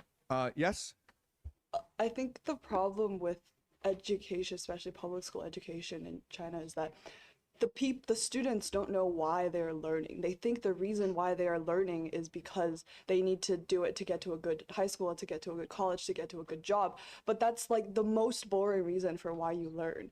Like, if teachers taught students why you learn is because it's fun and it's interesting and it's amazing and it's actually very, it's like, if you actually teach people why learning is fun and interesting, then therefore students realize that, like, in life they don't need to work towards a goal. They can just, you know, strive towards enjoying the journey. Okay, yeah, well, it's a great discussion, but you have the last word, okay? Then we'll continue. Yes, okay. Yes. Sorry, I have to put out the counter argument that if we prime education to be something fun, of self-discovery, of passion and love, you'll realize that learning is anti-human, just like exercising. Like, in a way, it is, you know, it is good for you, but, you know, to eat salad every day and to exercise, be an athlete, you know, be a great achiever, will take pain, will take a bit of, you know, suffering. So when everything is fun driven and passion driven, what if you have passion for chemistry but not for physics? Or like the teacher try to invoke passion in you, but it's hard because you are just a chemistry person, not a physics or not a math or Chinese, you know, language arts person. Then you will lose like, oh, then, you know, physics, chemistry is my, you know, passion, and that's the only thing I'm gonna learn well. Then the rest of it, it's like whatever. Then I think it's better to have a narrative like, yeah, the other subjects are not as fun, but they're equally as important for your future to, you know. Yeah. So just for some context for those who are watching on the live stream who do not know the Chinese system. The Chinese system, at the end of high school, everyone takes a comprehensive examination that tests 6 subjects. So you can have a great love of math, but if you don't do well in English, you're really, really screwed, okay? It's comprehensive. So it's not just about passion, it's about like discipline. You have to like do well on all 6 subjects. Okay, so let's continue, okay? Now, what Virgil says to Dante is, cast aside your laziness, because what we're trying to achieve is eternal fame. If you want to be the greatest poet in the world, you have to work a lot harder. What could Virgil say instead to motivate Dante? And it'd be a lot more effective, by the way. Exactly, right? What is Dante doing right now, right? He's trying to get to Beatrice. Beatrice came to Virgil and says, like, I want to see Dante again. Bring him to me, right? That is what Virgil's mission is, to take Dante to Beatrice, right? So what Virgil should be saying to Dante is, Beatrice is waiting for us. Let's get there as soon as possible. And that's going to motivate Beatrice, Dante a lot more than like, hey, everlasting fame, man. That's what we want. Okay, so it shows you psychology, the Virgil psychology, okay? And that's why this is a great work of literature, because Virgil's a real person, right? He's not just a plot device. He has his own motivations. He has his own psychology. He has his own worldview. All right? All right. Let's keep on going. Line 58. Then I arose and showed myself far better equipped with breath than I had been before. Go on, for I am strong and confident. We took our upward way upon the ridge, with crags more jagged, narrow, difficult, and much more steep than we had crossed before. I spoke as we went on, not to seem weak at this. A voice came from the ditch beyond, a voice that was not suited to form words. I know not what he said, although I was already at the summit of the bridge that crosses there, and yet he seemed to move. I had bent downward, but my living eyes could not see the bottom through that dark, at which I said, O Master, can we reach the other belt? Let us descend the wall, for as I hear and cannot understand, so I see down but can distinguish nothing. The only answer that I give to you is doing it, he said. A just request is to be met in silence by the act. We then climbed down the bridge, just at the end where it runs right into the 8th embankment, and now the moat was plain enough to me. And there within I saw a dreadful swarm of serpents, so extravagant in form, remembering them still drains my blood from me. Let Libya boast no more about her sands, for if she breathes Keladri, Jaculi, Chencrus, with Amphisbena, Pare, she never showed with all of Ethiopia or all the land that borders the Red Sea so many such malignant pestilences. Among this cruel and depressing swarm ran people who were naked, terrified, with no hope of a hole or heliotrope. Their hands were tied behind by serpent. These had thrust their head and tail right through the loins, and then were knotted on the other side. And there a serpent sprang with force at one who stood upon our shore, transfixing him just where the neck and shoulders from a knot. No O or I has ever been transcribed so quickly as that soul caught fire and burned, and as he fell, completely turned to ashes. And when he lay undone upon the ground, the dust of him collected by itself and instantly returned to what it was. Just so it is asserted by great sages that when it reaches its 500th year, the phoenix dies and then is born again. Lifelong it never feeds on grass or grain, only on drops of incense and amomum. Its final winding sheets are nard and myrrh. And just as he who falls and knows not how, by demon's force that drags him to the ground, or by some other hindrance that binds man, who, when he rises, stares about him, all bewildered by the heavy anguish he has suffered, sighing as he looks around, so did the sinner stare when he arose. Oh, how severe it is, the power of God, that as its vengeance showers down such blows. My guide then asked that sinner who he was. To this he answered, not long since I reigned from Tuscany into this savage maw. Knew that I was the bestial life pleased me and not the man. Vani fuci, beast, and the den that suited me, Pistoia. And I to Virgil, tell him not to slip away, and ask what sin has thrust him here. I knew him as a man of blood and anger. The sinner heard and did not try to feign, but turned his mind and face intent toward me, and coloring with miserable shame. He said, I suffer more because you've caught me in this, the misery you see, than I suffered when taken from the other life. I can't refuse to answer what you ask. I'm set down so far because I robbed the sacristy of its fair ornaments, and someone else was falsely blamed for that. But lest the sight give you too much delight, if you can ever leave these lands of darkness, open your ears to my announcement. Here, Pistoia first will strip herself of black, then Florence will renew her men and manners. From Mal de Margra, Mars will draw a vapor which turbid clouds will try to wrap. The clash between them will be fierce, impetuous, a tempest fought upon Campo Piceno until that vapor, vigorous, shall crack the mist and every wight be struck by it. And I have told you this to make you grieve. Okay, all right. So we are pretty far down in Inferno. And here, in the Circle of Fraud, we now meet thieves. Okay? Can I ask you a question? I mean, like, we've been through Inferno. We were in the Circle of Violence. We met people like Alexander the Great. And yeah, you can make the argument that Alexander the Great is a terrible, terrible person because he commits genocide against a lot of people. Okay, and he started wars for no real reason except for his own glory. Darius, the king of Persia, offered him many, many bribes in order to not stop fighting, and his man told him, like, let's just take the bribes. Okay. Yet at the same time, this thief, he's a lot lower in Inferno than a great conqueror like Alexander the Great, who killed a lot of people. Why is thievery so bad? Why?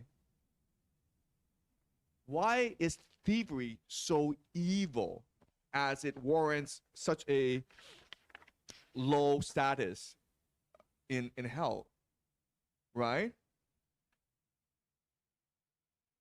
And also, like, if someone's stealing, it's often because maybe they need the money, right?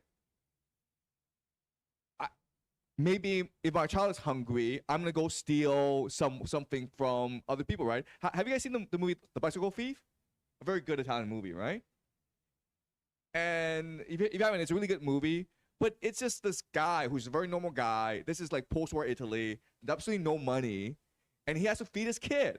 So he goes steals a bicycle, and then he's, becomes a villain in society around him. So why is thievery such a sin? Yes.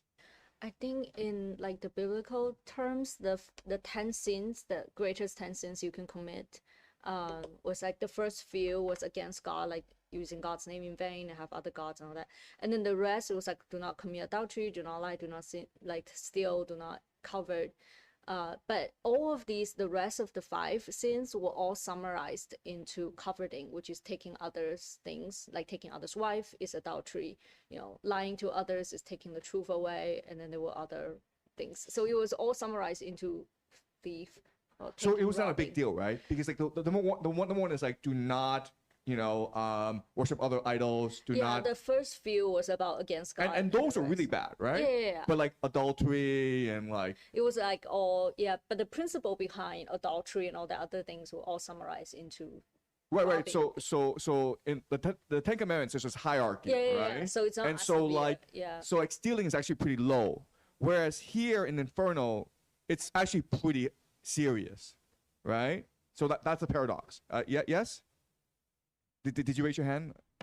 Okay, all right. Right? Did you understand? There's a paradox here. Why is killing a lot of people not as bad as stealing from one person? Right? And the crime, the sin was, this guy, he steals from a church, and then someone else was blamed for it. He got away, and then he burned in hell. Right? So he stole, someone else was blamed, and now he's burning in hell. And the punishment is like they all get bitten by snakes, and then they die, and then they resurrect, and they get bitten by more snakes, right?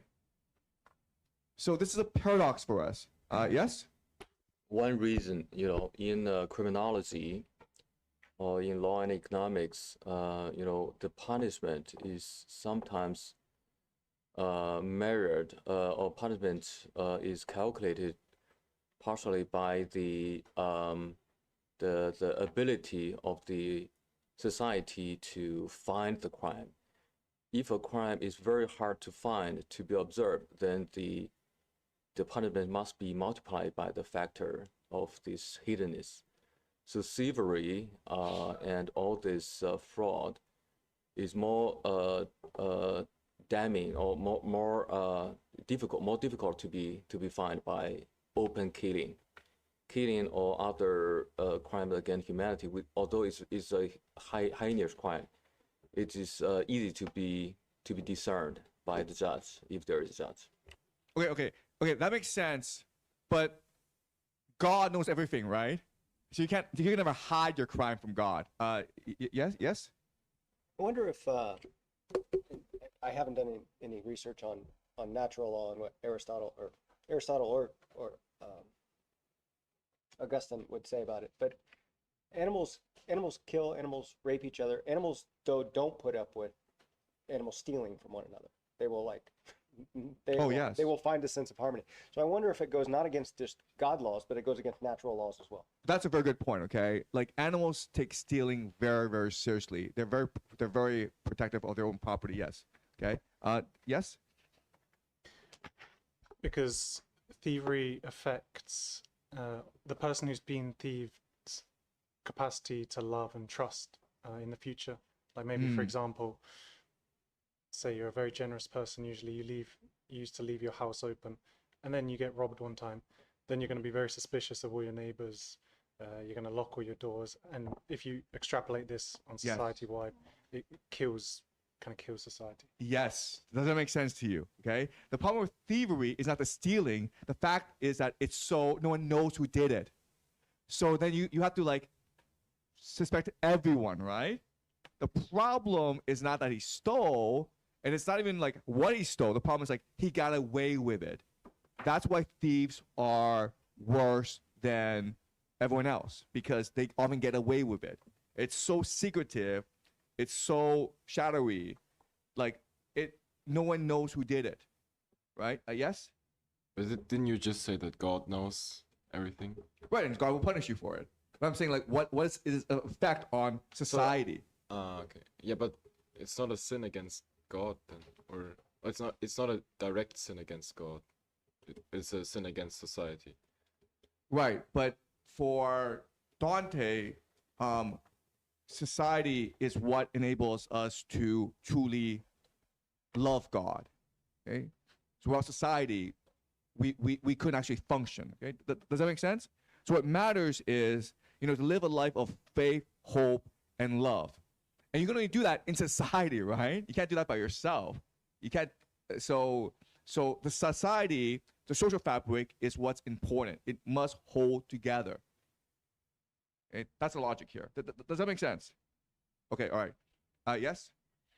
Yeah, and I also feel like while the thieves are like deceiving the others through like stealing, they're also kind of like deceiving themselves. For example, like you mentioned earlier, what if they are poor and then they're incapable of like for example feeding their kid? I feel like with the act of stealing, they're also like kind of like finding like forgiving themselves for not reaching their full potential, because there are definitely other ways for them to like get through the problem. Okay, yeah. So again, the punishment is these thieves are being bitten by snakes, right? Which kills them. Well, that's a metaphor for what they do in society, right? There are snakes. No one can see them. They're very slippery, and they just steal from other people. But what they don't recognize is that it's a sting on people. It's something that imprints itself on people, and people can never forget it. And it makes them, as you point out, just constantly thinking about who stole this, right? And then what they're going to do is they're often going to blame someone else, and it's going to be the wrong person, right? So that's, and the metaphor is the snake bite, right? A venomous, treacherous snake. Okay, yes?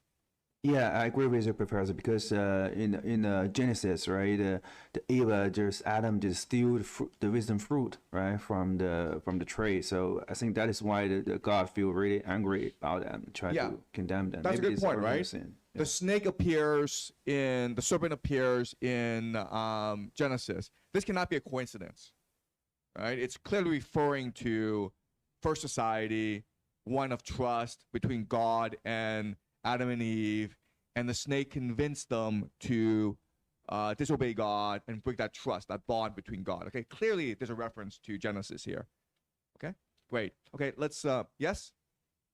I noticed like in line 108, the resurrection of the sinners is compared to the phoenix, but I thought the phoenix is like a quite positive metaphor, so I wonder why sinners are compared to phoenix.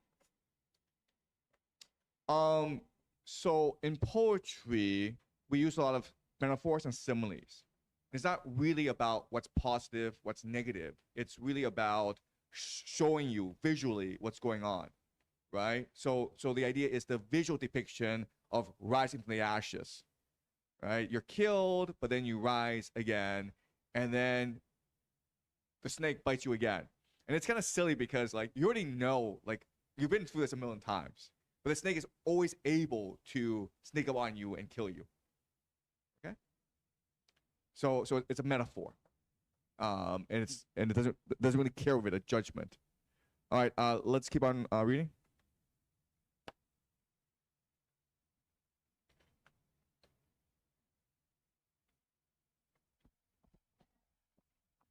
Inferno Canto 25. When he had finished with his words, the thief raised high his fist with both fists cocked and cried, "Take that, O God, I square them off for you." From that time on, those serpents were my friends, for one of them coiled then around its neck, as if to say, "I'll have you speak no more." Another wound about his arms and bound him again, and wrapped itself in front so firmly he could not even make them budge an inch. Why does he hate God so much? He curses God, right? And he's actually the only person we see in Inferno that curses God, right? Why? Yes? So we said before that the effects of thievery are so big on society, but it's kind of one of those crimes that if you're the one doing the thievery, maybe to you it doesn't seem that bad. So you might feel that you're being unjustly punished. Right. Okay. Why don't you think it's a bad thing? Or it's not that you don't think it's a bad thing, but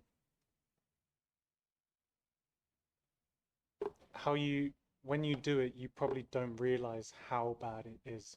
Like we've had the examples before about like the Robin Hood kind of analogy of, you just take the bike or something like that. So you don't think it's that bad, but then you realize in the Inferno you're in such a bad place.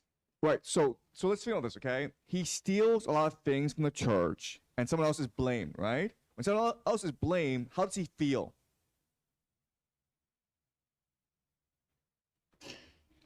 How would he feel?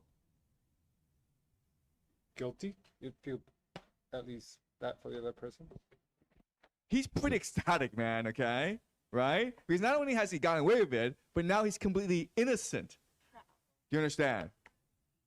So he's like the perfect crime. And who screwed it up for him? God screwed up for him, okay? So now he's pissed about this. He's like, oh my God, I had it all planned out. It was a perfect crime. And I thought that I'd get away with it, and then God had to intervene. Okay, so he's really angry about this. Okay, does that make sense? All right, so we'll continue after the break.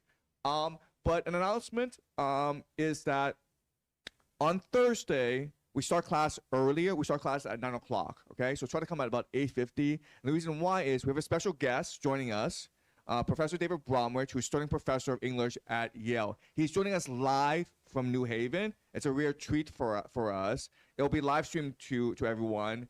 And what he's going to do is he's going to talk about Shakespeare, and then we're going to talk about Dante. We're going to compare and contrast Shakespeare with Dante. Okay? So he's obviously one of the world's foremost experts on Shakespeare, and we are obviously experts on Dante already. So it'll be a very lively discussion. Okay? So something that'll be really fun. So please come about 8:50. We'll start at 9 o'clock promptly, and we'll go for about an hour. Okay? So yep. So then, are we doing like a 3-hour morning? Or Yeah, 3-hour morning. That's great. Yeah. Okay. All right, guys. Enjoy your lunch. We'll come back. Okay? After the break.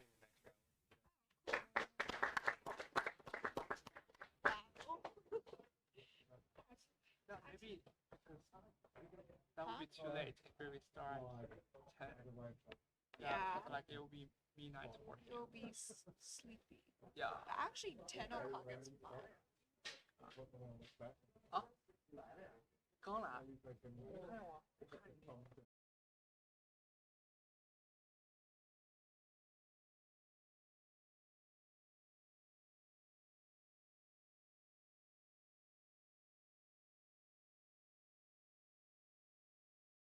Okay, good afternoon.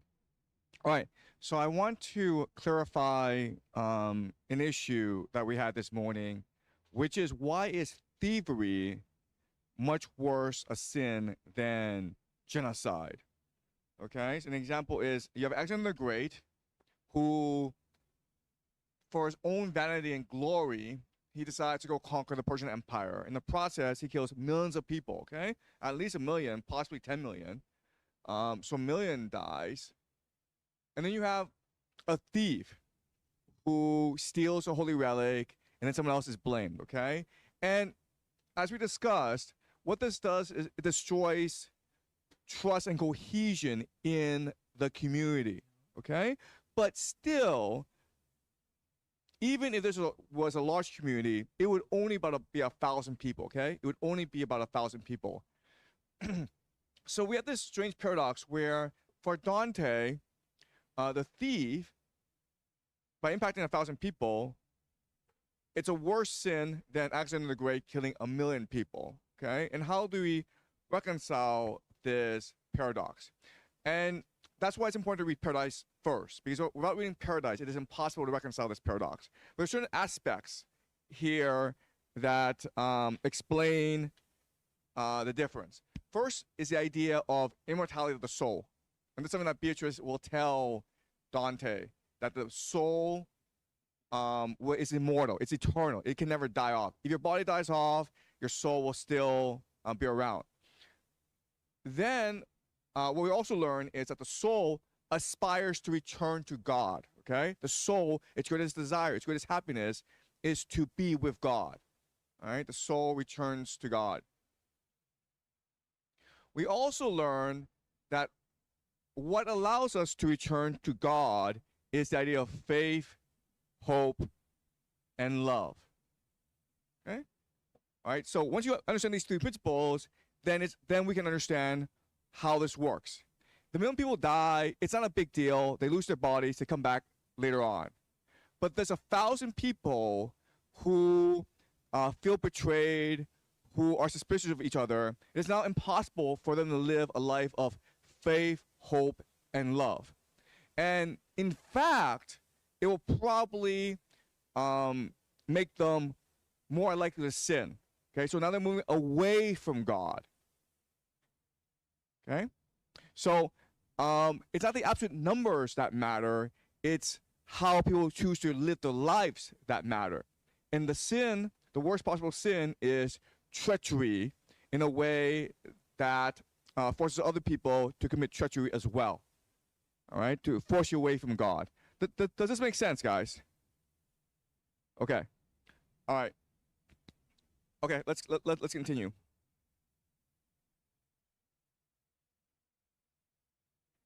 Canto 25, verse, let's see, 10. Pistoia a Pistoia must you last. Why not decree yourself incineration, since you surpass your seed in wickedness? Throughout the shadowed circles of deep hell, I saw no soul against God so rebel, not even he who fell from Theban walls. He fled and could not say another word, and then I saw a centaur full of anger, shouting, "Where is he? Where is that bitter one?"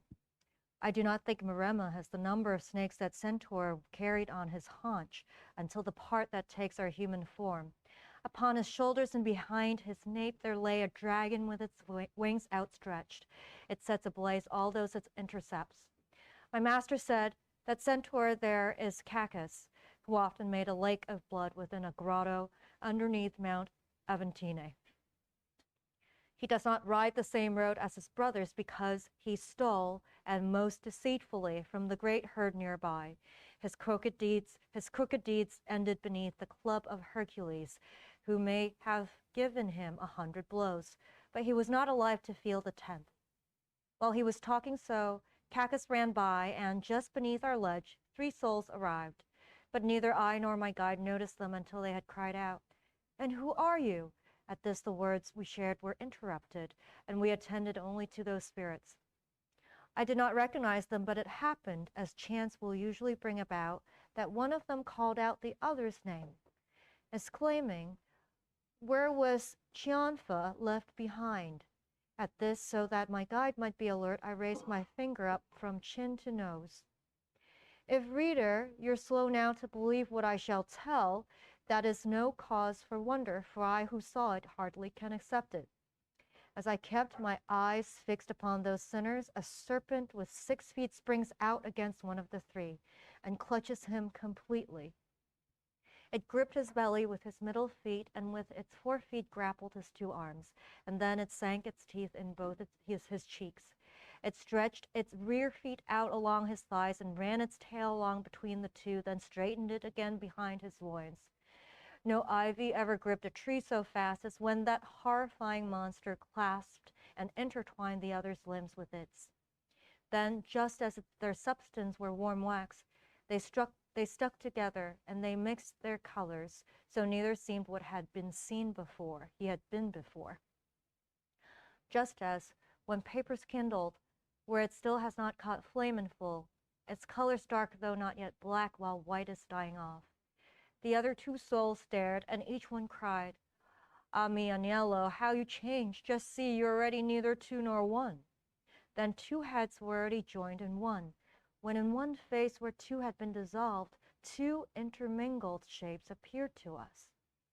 2 arms came into being from 4 lengths, the thighs and legs, the belly and the chest became such limbs as never had been seen, and every former shape was cancelled there. That perverse image seemed to share in both, and none, and so, and slowly it moved on. Just as the lizard, when it darts from hedge to hedge beneath the dog's day's giant lash, seems, if it cross one's path, a lightning flash. So seemed a blazing little serpent moving against the bellies of the other 2, as black and livid as a peppercorn. Attacking one of them, it pierced right through the part where we first take our nourishment, and then it fell before him at full length. The one it had transfixed stared, but said nothing. In fact, he only stood his ground and yawned as one whom sleep or fever has undone. The serpent stared at him, he at the serpent, one through his wound, the other through his mouth, were smoking violently, their smoke met. Let Lucan now be silent, where he sings of sad Sabalus and Assidius, and wait to hear what flies off from my bow. Let Ovid now be silent, where he tells of Cadmus Arethusa, if his verse had made of one a serpent, one a fountain. I do not envy him. He never did transmute 2 natures face to face, so that both forms were ready to exchange their matter. These were the ways they answered to each other. The serpent split its tail into a fork. The wounded sinner drew his steps together. The legs and then the thighs along with them so fastened to each other that the juncture soon left no sign that was discernible. Meanwhile, the cleft tail took upon itself the form the other gradually lost. Its skin grew soft, the other's skin grew hard. I saw the arms that drew in at its armpits, and also saw the monster's 2 short feet grow long for just as much as those were shortened. The serpent's hind feet, twisted up together, became the member that man hides, just as the wretch put out 2 hind paws from his member. And while the smoke veils each with a new color, and now breeds hair upon the skin of one, just as it strips the hair from off the other. The one rose up, the other fell, and they never turned aside their impious eye lamps beneath which each of them transformed his snout. He who stood up drew his back toward the temples, and from the excess matter growing there came years upon the cheeks that had been bare. Whatever had not been pulled back but kept superfluous then made his face a nose and thickened out his lips appropriately. He who was lying down thrust out his snout, and even as the snail hauls its horns in its horns, he drew his ears straight back into his head. His tongue, which had before been whole and fit for speech, now cleaves. The other's tongue, which had been forked, now closes up, and the smoke stops. The soul that had become an animal, now hissing, hurried off along the valley. The other one behind him speaks and spits. And then he turned aside his new-made shoulders and told the third soul, I'd have Boasso run on all fours down this road, as I have done. And so I saw the seventh ballast change and rechange. May the strangeness plead for me if there has been some confusion in my pen. And though my eyes were somewhat blurred, my mind bewildered, those three sinners did not flee so secretly that I could not perceive Pucho Chancato clearly. He who was the only soul who had not been changed among the three companions we had met at first. The other one made you, Gavile, grieve. Okay, so these sinners are here because they committed identity theft. They're imposters. They pretend to be someone else. Okay, it's like credit card fraud. And again, this goes back to the idea that the lower we go, the more these people are destroying the trust of society and society's capacity to function cohesively. Okay, that's why they're being punished like this. And their punishment is fitting because they're constantly being changed, right? Snakes take over their bodies, and then dissipates their soul, then they're resurrected, and then snakes take over their souls again. Okay, so but what is unusual about this canto is Dante spends a lot of time in the description, right? Dante is usually very economical. He spends maybe a tercet and then he moves on. Here we have an entire canto talking about the metamorphosis. Why would he do that? And again, I don't actually know the answer. I'm just pointing this out, right? This is unusual for Dante. He's usually very succinct, very economical, very terse, and now he's spending a lot of time going in detail over the metamorphosis. Why would he do that? Any speculations? Again, I don't know the answer. I mean, like, I just want to speculate. Any possibilities?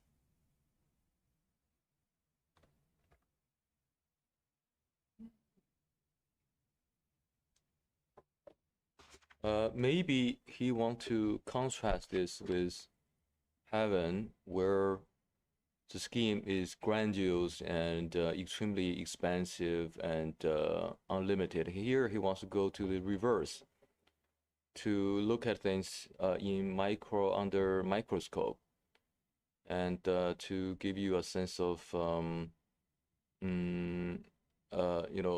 depth or whatever, give you a sense of restriction or the opposite of heaven. Okay, that's a possibility. Okay, to create contrast. Yes. Any other possibilities? Yes. I think depicting these sinners metamorphosizing is a reflection of them getting less and less human because of the sin they done. Yes. Right. Any other possibilities? Yes? Maybe he's just trying to prove that he can write about metamorphosis as good as Ovid can. Yeah, that's a very interesting idea, right? Because there's certain poets that Dante admires. Well, Virgil is definitely among the top, but there's also Ovid and Lucan, okay? And he does mention Ovid and Lucan in this canto. So you're right. Maybe he is trying to prove that he can just be as good as Ovid. Yes. And also in the Bible, in the book of Revelations, which is the last book of the Bible, John wrote a lot of visions about what he saw about angels and, the last day. So maybe he's kind of doing that same thing as well, to show that I have divine intervention. I have this vision about what's in hell, just like John had an idea of what's in heaven. Excellent. Okay, right. So we're approaching Lucifer, right? We're approaching the inner core of Lucifer. And maybe what he's trying to do is convey a sense of fear and dread, right? He's trying to evoke fear and dread in us, because as we're reading this, we visualize what's happening to this human becoming a serpent.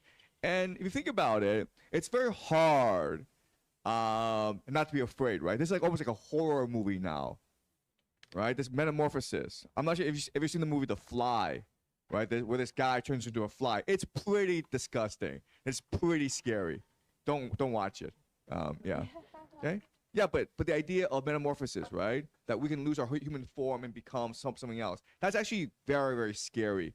And it's hard to think of something even more scary than that idea. And maybe he's using that in order to evoke a sense of fear and dread as we approach the inner sanctums of hell. Great. These are all great suggestions, okay? All right, let's keep on going.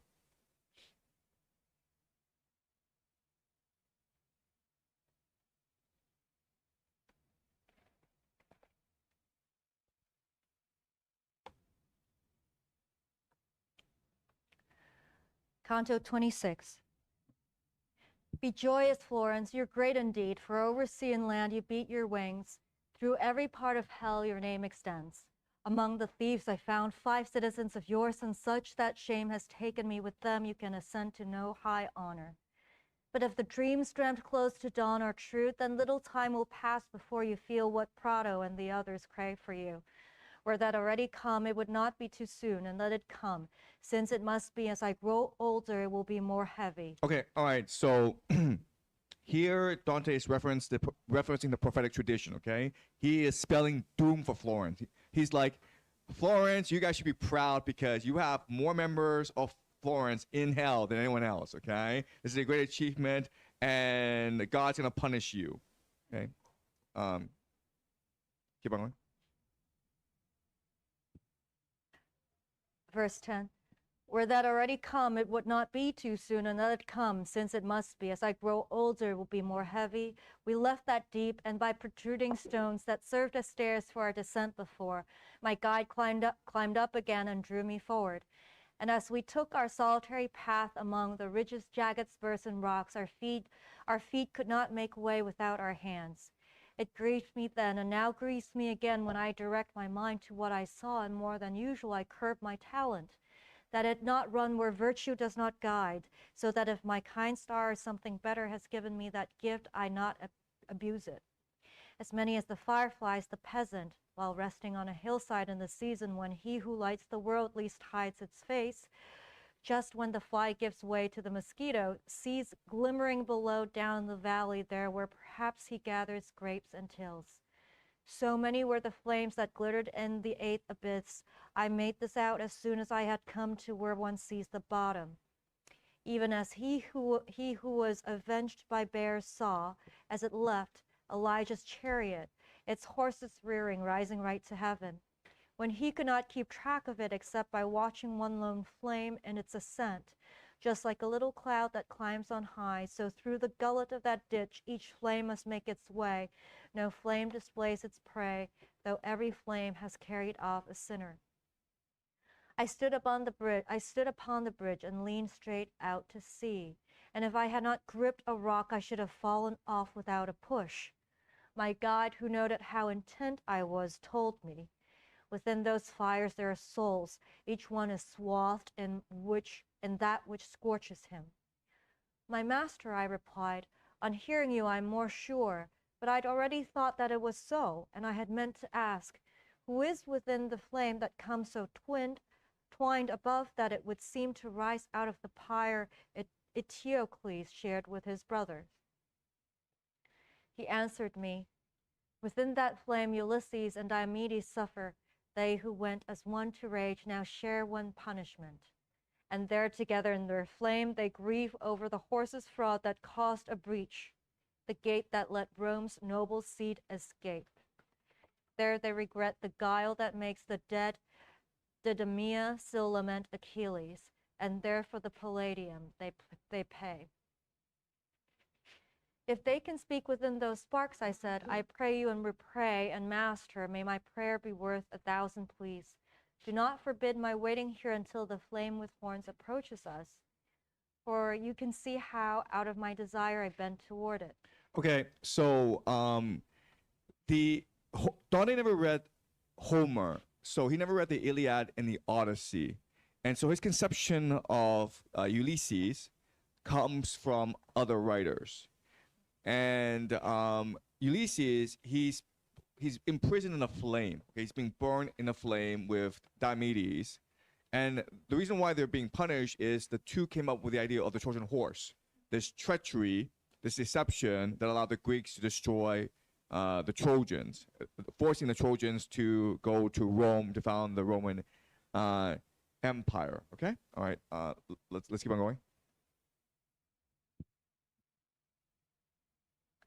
Line 70. And he to me, what you have asked is worthy of every praise, therefore I favor it. I only ask you this, refrain from talking. Let me address them. I have understood what you desire of them. Since they were Greek, perhaps they'd be disdainful of your speech. And when my guide adjudged the flame had reached a point where time and place were opportune, this was the form I heard his words assume. You two who move as one within the flame, if I deserved of you while I still lived, if I deserved of you much or a little when in the world I wrote my noble lines, do not move on. Let one of you retell where, having gone astray, he found his death. The greater horn within that ancient flame began to sway and tremble, murmuring just like a fire that struggles in the wind. And then he waved his flame tipped back and forth as if it were a tongue that tried to speak, and flung toward us a voice that answered. When I sailed away from Circe, who had beguiled me to stay more than a year there near Gaeta, before Aeneas gave that place the name, neither my fondness for my son nor pity for my old father nor the love I owed Penelope, which would have gladdened her, was able to defeat in me the longing I had to gain experience of the world and of the vices and the worth of men. Therefore I set out on the open sea with but one ship in that small company of those who never had deserted me. I saw as far as Spain, far as Morocco, along both shores. I saw Sardinia and saw the other islands that sea bathes. And I and my companions were already old and slow, when we approached the narrows where Hercules set up his boundary stones, that men might heed and never reach beyond. Upon my right, I had gone past Sevilla, and on the left already past Ceuta. Brothers, I said, O you who have crossed 100,000 dangers, reach the west to this brief waking, time that still is left unto your senses. You must not deny experience of that which lies beyond the sun, and of the world that is unpeopled. Consider well the seed that gave you birth. You were not made to live your lives as brutes, but to be followers of worth and knowledge. I spurred my comrades with this brief address to meet the journey with such eagerness that I could hardly then have held them back. And having turned our stern toward the morning, we made wings out of our oars in a wild flight, and always gained upon our left-hand side. At night, I now could see the other pole and all its stars. The star of ours had fallen and never rose above the plane of the ocean. 5 times the light beneath the moon had been rekindled, and as many time was spent since that hard passage faced our first attempt, when there before us rose a mountain, dark because of distance, and it seemed to me the highest mountain I had ever seen. And we were glad, but this soon turned to sorrow, for out of that new land a whirlwind rose and hammered at our ship against her bow. 3 times it turned her around with all the waters, and at the 4th it lifted up the stern so that our prow plunged deep, as pleased another, until the sea again closed over us. Okay, so Virgil is asking Ulysses, how did you die? And Ulysses said that I'm a wanderer, I'm an explorer. And I took my men and I rallied them and said that we are seeking knowledge, we are seeking new lands. And this excited everyone, and we sailed as far as a mountain. This mountain is going to be purgatory, okay? We will be in purgatory after we finish Inferno. And then he sails off the face of this earth, right? They just die when they fall off the earth.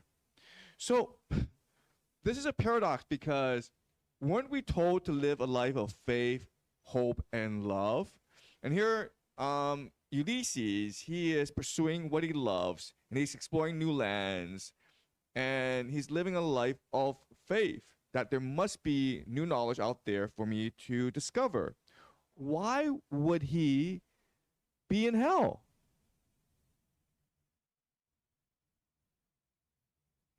What did he do wrong? Yes?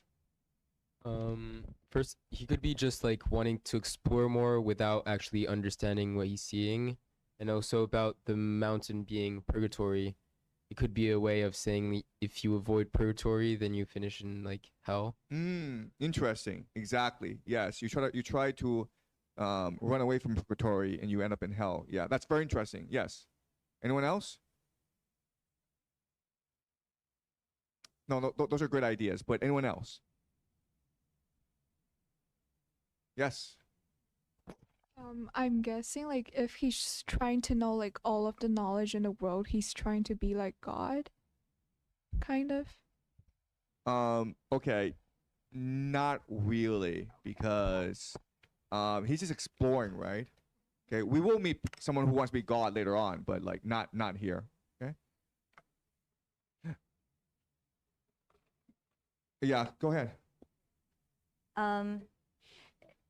Earlier in verse 94, neither my fondness for my son nor pity for my old father nor the love I owed Penelope was able to defeat in me the longing to gain experience in this world. So he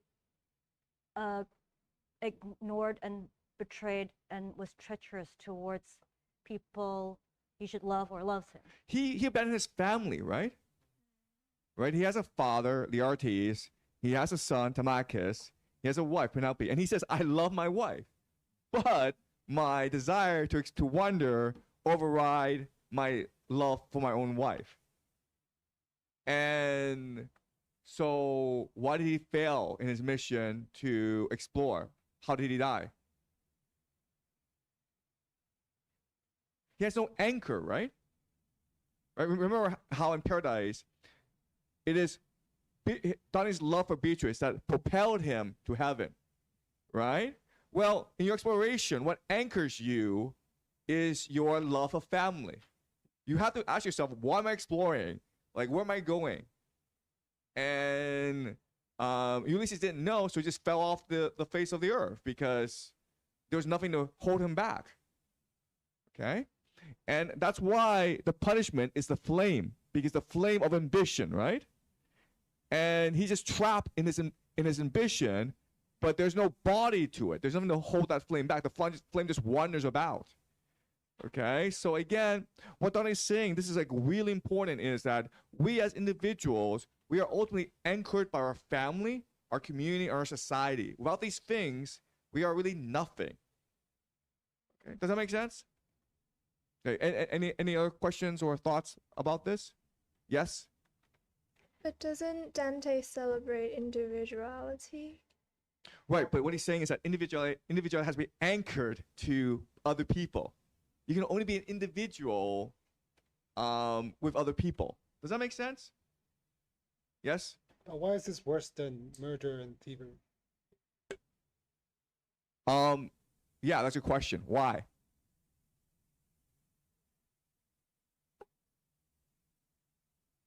Well, thievery, you are hurting those. You're hurting strangers, right?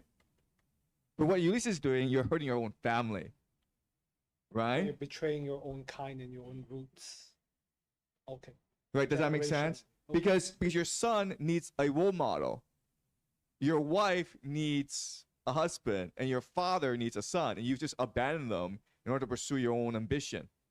You're rootless. All you care about is your ambition. Okay, does that make sense?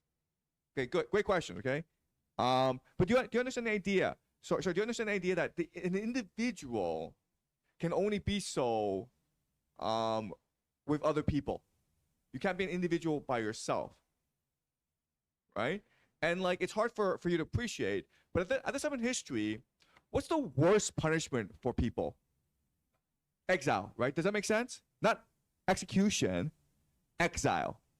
Okay, and that's why Dante is so pissed off right now, because he's writing this in exile from Florence, and he's like, I can't be who I am without Florence. Okay, you're taking away my identity. Okay, does that make sense? All right. Yes. Could I want to add to the canto before, to the metamorphosis. Sure. The idea that, well, these thieves get turned into snakes, and the question is, well, who else got turned into a snake? And it was the original serpent, right, by God. And the serpent was the one who basically robbed Adam and Eve of paradise.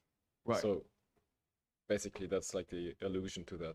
Exactly. You're exactly right. Yes. And in fact, Milton will use this metamorphosis for Paradise Lost, because in Paradise Lost, the end fate for Satan and the devils is they all turn into snakes. Okay. So it's almost like symmetry. All right. Thank you. All right. Let's keep on going, guys. Okay. And I want to commend everyone. Okay, because now the discussion is much more interesting. All right. So this is great. What's happening? Okay. 27 now. 27. The flame already was erect and silent. It had no more to say. Now it had left us with the permission of the gentle poet, when just behind it came another flame that drew our eyes to watch its tip because of the perplexing sound that it sent forth. Even as the Sicilian bull that first had bellowed with the cry, and this was just of him who shaped it with his instruments, would always bellow with its victim's voice, so that although that bull was only brass, it seemed as if it were pierced through by pain. And so were the helpless words that from the first had found no path or exit from the flame, transformed into the language of the fire. Okay, right. So, it may seem innocuous, right? Oh, you're trapped in a flame. Who cares? Okay. So what Dante is doing is he's reminding you how painful it is by reminding you of the Sicilian bowl. Okay. So Sicilian bowl was this hollow brass sculpture, and then you were put inside of it, and you were burned inside of it. Okay. And then you felt so much pain that you cried, and then people outside would hear basically a bowl moaning. All right. So you're being burned alive constantly. So it's pretty painful. Keep on going. Line 16. But after they had found their way up toward the tip and given it that movement which the tongue had given them along their passage, we heard, "O you to whom I turn my voice, who only now were talking Lombard, saying, Now you may leave, I'll not provoke more speech. Though I have come perhaps a little late, may it not trouble you to stop and speak with me. See how I stay, and I'm burning. If you have fallen into this blind world but recently out of the sweet Italian country from which I carry all my guilt, do tell me of the Romagnoles, have peace or war. I was from there, the hills between Urbino and the ridge where Tiber springs." I still was bent, attentive over him, when my guide nudged me lightly at the side and said, "You speak, he is Italian." And I, who had my answer said already without delay, began to speak to him. "O soul that is concealed below in flame, Romagna is not now and never was quite free of war inside its tyrants' hearts. But when I left her, none had broken out. Ravenna stands as it has stood for years. The eagle of Polenta shelters it and also covers Cervia with his wings. The city that already stood long trial and made a bloody heap out of the French now finds itself again beneath green paws. Both mastiffs of Verrucchio, old and new, who dealt so badly with Montagna, use their teeth to bore where they have always gnawed. The cities on Lamone and Saturno are led by the young lion of the white lair. From summer unto winter he shifts factions. That city with its side bathed by the Savio, just as it lies between the plain and mountain, lives somewhere between tyranny and freedom. And now I pray you, tell me who you are. Do not be harder than I've been with you, that in the world your name may still endure." After the flame, in customary fashion, had roared a while, it moved its pointed tip this side and then set free this breath. If I thought my reply were meant for one whoever could return into the world, this flame would stir no more. And yet, since none, if what I hear is true, ever return to life from this abyss, then without fear of facing infamy, I answer you. I was a man of arms, then wore the cord, belief that, so girt, I made amends. And surely what I thought would have been true had not the highest priest, may he be damned, made me fall back into my former sins. And how and why I'd have you hear from me, while I still had the form of bones and flesh my mother gave to me, my deeds were not those of the lion, but those of the fox. The wiles and secret ways, I knew them all, and so employed their arts that my renown had reached the very boundaries of earth. But when I saw myself come to that part of life when it is fitting for all men to lower sails and gather in their ropes, what once had been my joy was now dejection. Repenting and confessing, I became a friar, and poor me it would have helped. The prince of the new Pharisees, who then was waging war so near the Lateran, and not against the Jews or Saracens, for every enemy of his was Christian, and none of them had gone to conquer Acre or been a traitor in the Sultan's lands, took no care for the highest office or the holy orders that were his, or for my cord, which used to make its wearers lean. But just as Constantine on Mount Soracte, to cure his leprosy, sought out Sylvester, so this one sought me out as his instructor to ease the fever of his arrogance. He asked me to give counsel. I was silent. His words had seemed to me delirious, and then he said, "Your heart must not mistrust. I now absolve you in advance. Teach me to batter Palestrino to the ground. You surely know that I possess the power to lock and unlock heaven, for the keys my predecessor did not prize are two." Then his grave arguments compelled me so, my silence seemed a worse offense than speech, and I said, "Since you cleanse me of the sin that I must now fall into, Father, no, long promises and very brief fulfillments will bring a victory to your high throne." Then Francis came, as soon as I was dead, for me, but one of the black cherubim told him, "Don't bear him off, do not cheat me. He must come down among my menials. The counsel that he gave was fraudulent. Since then I've kept close track to snatch his scalp. One can't absolve a man who's not repented, and no one can repent and will at once. The law of contradiction won't allow it. Oh, miserable me, for now I started when he took hold of me and said, "Perhaps you did not think that I was a logician." He carried me to Minos, and that monster twisted his tail 8 times around his hide, and then, when he had bit it, in great anger announced, "This one is for the thieving fire." For which and where you see, I now am lost, and in this garb I move in bitterness. And with this his words were at an end. The flame departed, sorrowing and writhing, and tossing its sharp horn. We moved beyond. I went together with my guide along the ridge until the other arch that bridges the ditch, where payment is imposed on those who, since they brought such discord, bear such loads. Okay, so just to summarize, the sinner, he gave fraudulent counsel, okay? So he is a military strategist, and the Pope Boniface wanted to take a certain city, and the Pope asked him, for what clever stratagem can I use to take the city? And the sinner was like, "I'm afraid of God. I'm not going to tell you." And Boniface is like, "I speak for God. I promise you that if you help me, I will guarantee you into heaven. That is my power as Pope." So he says, "Fine. Then here's my advice. Grant amnesty to the people, and when they open the doors, we'll just kill everyone, or we'll capture the leaders, okay?" And that stratagem does work. And when he died, he thought that he was going to heaven. And St. Francis came down from heaven to take him to heaven, as was promised by the Pope.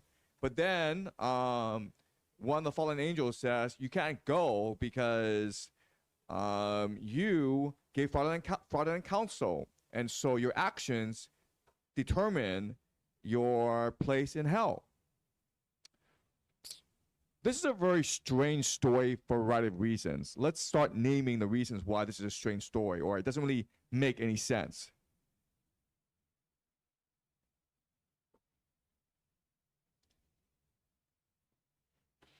St. Francis came down from heaven, and then he was denied. Okay. Why is this a paradoxical story?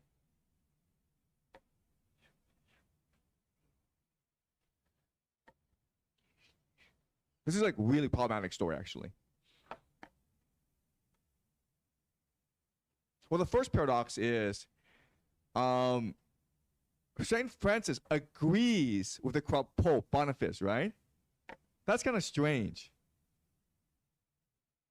Boniface said that if you help me, I guarantee you a place in heaven. And Boniface, this isn't simony, but it's pretty corrupt, right? It's pretty evil. In St. Francis, up in heaven says, sure, like that's a deal. I'll come and get the man. And then the black servant had to intervene. This is like really problematic. Okay? That's the first paradox.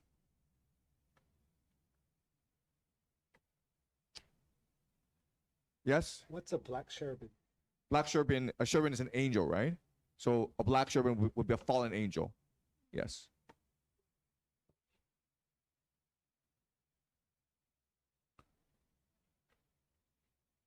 So remember when we were in paradise, there were many different orders of angels, right? So a cherubim is one of the orders. This is a really hard paradox, right? Saint Francis, who was founder of the Franciscan order, those who are devoted to poverty, one of the least corruptible individuals in history. He's helping a very corrupt pope do evil in the world. What's going on here? And again, I actually don't know the answer. I'm just throwing this out there, okay? It's confusing me as well.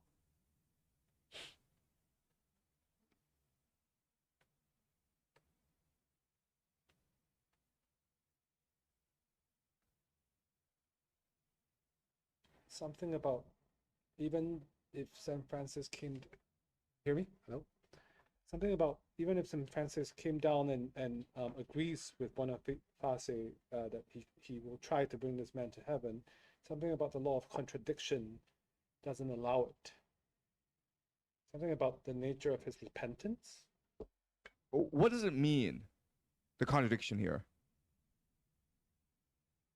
Okay, what it means is, yes, your heart says, I want to repent, right? But your action says another thing, okay? So just because you say something, believe something, doesn't count. It's like your action has to match these things, okay? So yes, you did become a friar, you did promise yourself to a life of God, but you also committed treachery. You also lied to the people inside the city, drew them out, and then betrayed them. You also gave the Pope really bad counsel. You should have told the Pope, like, don't do this, don't go against your enemies. Instead, you helped them trick other people, okay? You gave fraudulent counsel. You engage in manipulation and treachery and deception, right? So it doesn't matter what you say, your actions speak for themselves. Okay, that's the idea here. You're condemned by your actions. Yeah, guys, there's no answer. We're just throwing out possibilities. Yes. Yeah, but I mean, the Pope should have known that this is not godlike, right? And the Pope's gonna burn in hell. Yeah. Right. We already know Boniface is gonna burn in hell. Yeah. Right. Yeah, but like almost every Pope was corrupt. Well, a lot. Right. So like almost everyone should be there. Right? There are a lot of popes burning in hell. Yes. Okay. And anyone else? Yes. Yeah, there's something about. I mean, this one and the past few cantos. There's something about manipulation that comes to mind. It's almost like the flip side of the positive imagination of love by God. This is the manipulation of this kind of like the other side of the coin to serve himself, right? It's still a fundamental selfish act to appease right, and that's why he's burning in hell. But the story, again, there are certain paradoxes in the story. I still don't get why Francis would come down to honor this contract.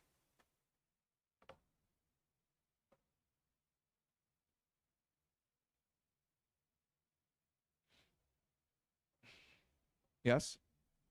Yeah, I would just keep asking the question, like, because I know that during that period, the black party they keep fighting with the white party. So the Dante, which is I think he's trying to against the black party, right? But during that period, I think the two parties want to try to compete with each other, who is right and who will be superior. So maybe in that case, that yeah, maybe just only the war killing people, which can just allow the empire to be solidified. So, did you want to say something? Well, it was a black angel that told him that he can't bring him to heaven, but black angels are fallen angels, right? Right. So fallen angels don't have any power in heaven, or do they? Well, no. There's like the man died, right? The sinner died, and now there are two angels fighting for his body, right? Saint Francis and the black cherubim. Okay, and the black cherubim says, "I have priority over you." Why does it have priority? Excuse me? Why does a fallen angel have more priority? Yeah, that's a paradox, right? I'm saying like there are a lot of paradoxes in the story. One paradox is, yes, why did Francis agree to help him? And two, how did the black cherubim have more power than Saint Francis? Right? These are paradoxes. All right, okay. Let's try to unpack what's going on, okay? Point one is that the Pope Boniface says that I have the keys to heaven. Okay? So what this is saying is that as Pope, he is the representative of God on earth. Okay? So he does have a certain power. And that's why the sinner agrees to such duplicity, because he's guaranteed, right? There's a contract at play, right? Okay? And then, because of this contract, St. Francis has to come and honor this contract. Otherwise, you're avoiding the authority of the church, of the Catholic Church on earth, okay? Does that make sense? But this is saying that there are these laws that are above the contract in the Catholic Church, okay? And at this point in history, to hear these ideas would be revolutionary, right? Because at this time in history, everyone did believe the Pope was the representative of God on earth, and Catholics still do today. And the Pope literally has the power to grant you access to heaven. Okay? So that's what I think is going on, but I could be wrong. Okay? All right? This is all just speculation. Any other thoughts or comments about this? Just following up on what you just said, I think justice trumps the Catholic Church and that authority. Yeah. And this is revolutionary at this point in history, right? Mm-hmm. Okay. This alludes to the universality of truth. Like there is something governing even, the angels close to God. That's right. Okay. Yes. There is a cosmic order. Okay. All right. Let's keep on going.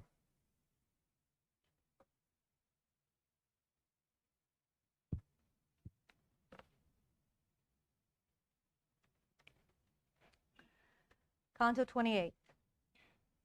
Who, even with untrammeled words and at many attempts at telling, ever could recount in full the blood and wounds that I now saw? Each tongue that tried would certainly fall short, because the shallowness of both our speech and intellect cannot contain so much. Were you to reassemble all the men who once, within Apulia's fateful land, had mourned their blood shed at the Trojans' hands, as well as those who fell in the long war where massive mounds of rings were battle spoils, even as Livy writes, who does not err, and those who felt the thrust of painful blows when they fought hard against Robert Guiscard, with all the rest whose bones are still piled up at Ceperano. Each Apulian was a traitor there, and two, at Tagliacozzo, where old Alardo conquered without weapons, and then where one to show his limb pierced through and one his limb hacked off, that would not match the hideousness of the ninth abyss. No barrow, even though it's lost a hooper hand, and peace ever gapes as one whom I saw ripped right from his chin to where we fart. His bowels hung between his legs, one saw his vitals in the miserable sack that makes of what we swallow excrement. While I was all intent on watching him, he looked at me, and with his hands he spread his chest and said, "See how I split myself. See now how maimed Mohammed is, and he who walks and weeps before me is Ali, whose face is opened wide from chin to forelock, and all the others here whom you can see were, when alive, the sowers of dissension and scandal, and for this they now are split." Okay, so in this part of hell, these are people who've caused civil discord, war between families. Okay, and the first two people we see being punished are Muhammad and Ali. And this, of course, would be confusing to a lot of people, especially Muslims. Okay, so how Dante understands this is that he thinks that Islam is just splitting off from Christianity, right? You all read the Bible, you believe in the same God, and so this is basically just a division of two religions, okay? So at this time in history, Catholics believe that Muhammad was just leading a heresy, okay? So, and then Ali is Muhammad's grandson. He caused a division among the Islamic faith between the Shia Muslims and the Sunni Muslims. Okay, the Shia Muslims believe that only only a descendant of Muhammad can be caliph, be the supreme leader. And the Sunnis believe, no, that's not necessarily the case, okay? And that caused a massive schism, which continues to today, okay? And so for creating this discord, their bodies are constantly ripped in half and split all the time, okay? All right, let's keep on going. Line 37. Behind us here, a devil decks us out so cruelly, replacing every one of this throng underneath the sword edge when we've made our way around the road of pain. Because our wounds have closed again before we have returned to meet his blade once more. But who are you who dawdle on this ridge, perhaps to slow your going to the verdict that was pronounced on your self-accusations? Death has not reached him yet, my master answered, nor is it guilt that summons him to torment, but that he may gain full experience. I, who am dead, must guide him here below to circle after circle throughout hell. This is as true as that I speak to you. More than 100, when they heard him, stopped within the ditch and turned to look at me, forgetful of their torture, wondering. Then you, who will perhaps soon see the sun, tell Fra Docino to provide himself with food, if he has no desire to join me here quickly, lest when snow besieges him, it bring the Novarese the victory that otherwise they would not find too easy. When he had raised his heel as if to go, Mohammed said these words to me, and then he set it on the ground, and off he went. Another sinner, with his throat slit through and with his nose hacked off up to his eyebrows, and no more than a single year remaining, had with the others stayed his steps in wonder.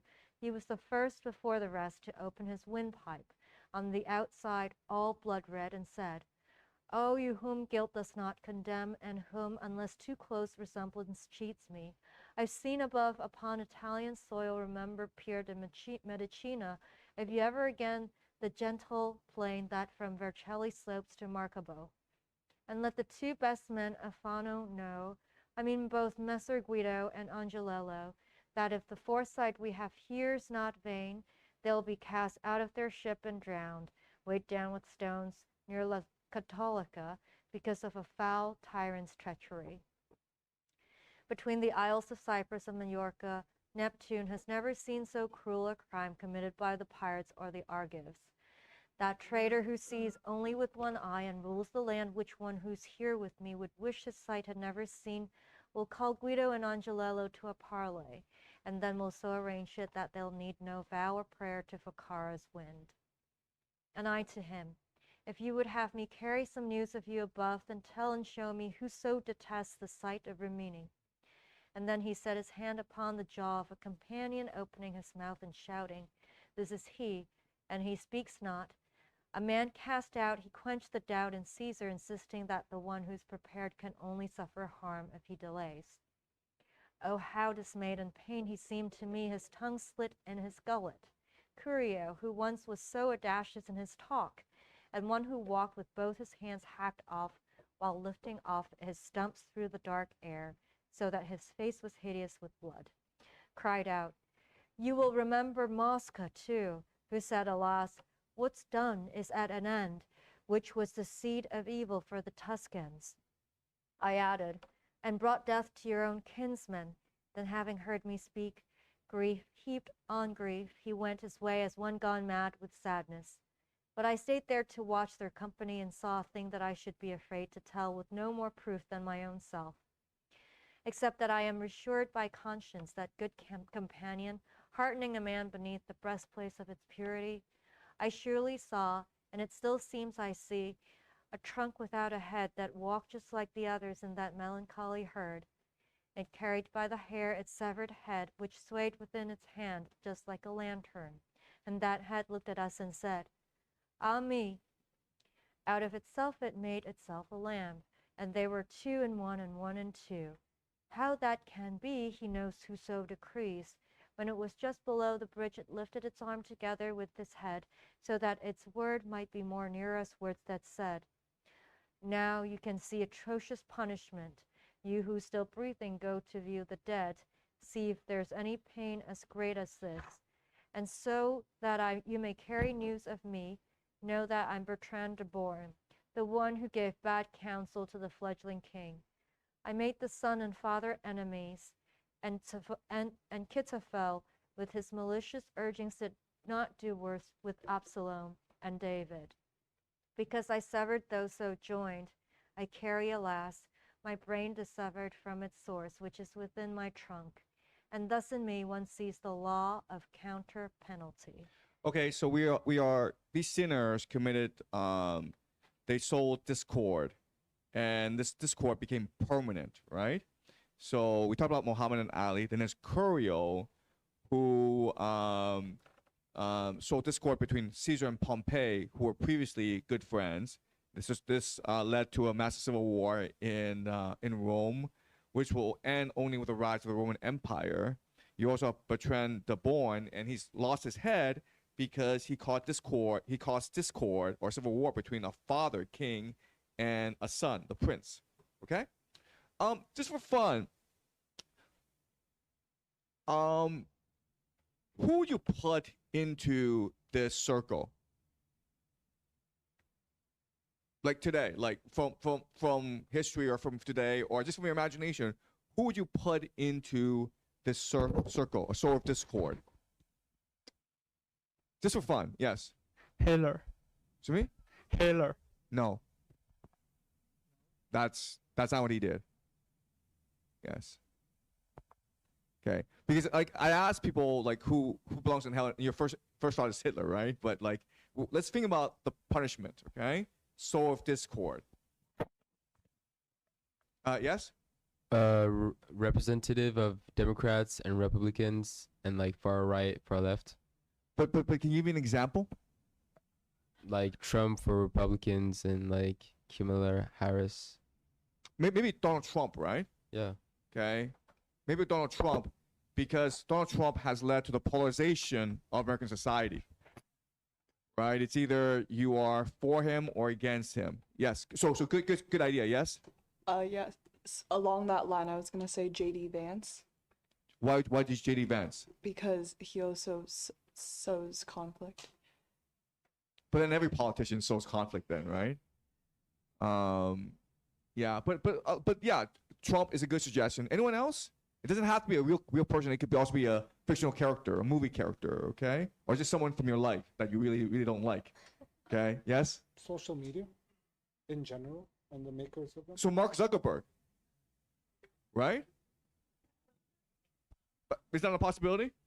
Because schism, it doesn't have to be like turning one into two. It can be turning one into multiple, scatter. Well, no. The idea of like the social media algorithms is that they're trying to provoke anger, because with anger you're much more engaged. You're much more likely to use social media, right? So someone like Mark Zuckerberg is a source of discord, and that's a major concern about social media, right? Before you had the evening news, and the evening news was a place to build consensus, to build community. With social media, you just live in your own bubble, and then you start arguing with other people, and then it's no longer about finding consensus. It's just about like beating the other guy, right? So Mark Zuckerberg arguably is a source of discord along with Donald Trump. Yeah, these are two good suggestions. Anyone else? Yes. Maybe not a good one, but Greta Thunberg. Okay, why? Like she creates discord between people who seek like money without like looking at the earth, like environmental.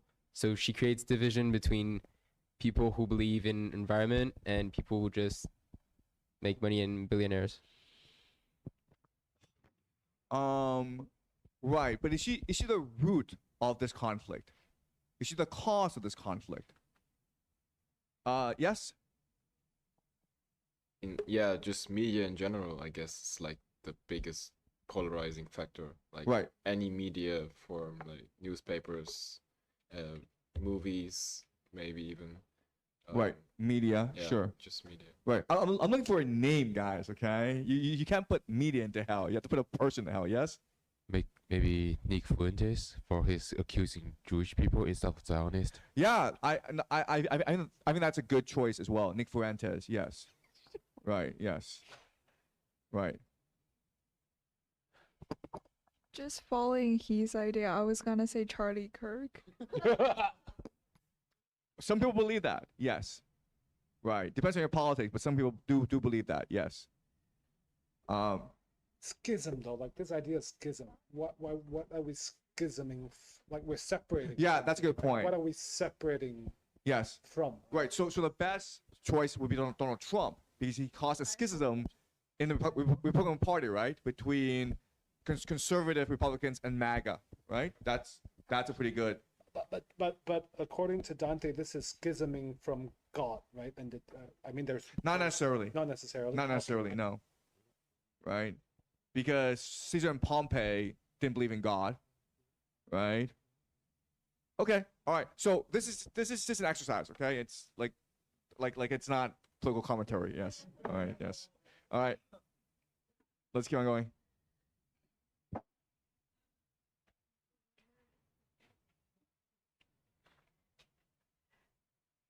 Canto 29. So many souls and such outlandish wounds had made my eyes inebriate, they longed to stay and weep. But Virgil said to me, "Why are you staring so insistently? Why does your vision linger there below among the lost and mutilated shadows? You did not do so at the other moats. If you would count them all, consider. 22 miles make up the circuit of the valley. The moon already is beneath our feet. The time allotted to us now is short, and there's more to see than you see here. Had you," I answered him without a pause, "been able to consider why I looked, you might have granted me a longer stay." Meanwhile, my guide had moved ahead. I went behind him, answering as I walked on and adding, "In that hollow upon which just now I kept my eyes intent, I think a spirit born of my own blood laments the guilt which down below costs one so much." At this my master said, "Don't let your thoughts about him interrupt you from here on. Attend to other things. Let him stay there, for I saw him below the little bridge, his finger pointing at you threatening, and heard him called by name Jerry de Bello. But at that moment you were occupied with him who once was Lord of Hodefort. You did not notice Jerry. He moved off." "My guide, it was his death by violence for which he still is not avenged," I said, "by anyone who shares his shame. That made him so disdainful now, and I suppose for this he left without a word to me, and this has made me pity him the more." And so we talked until we found the first point of the ridge that, if there were more light, would show the other valley to the bottom.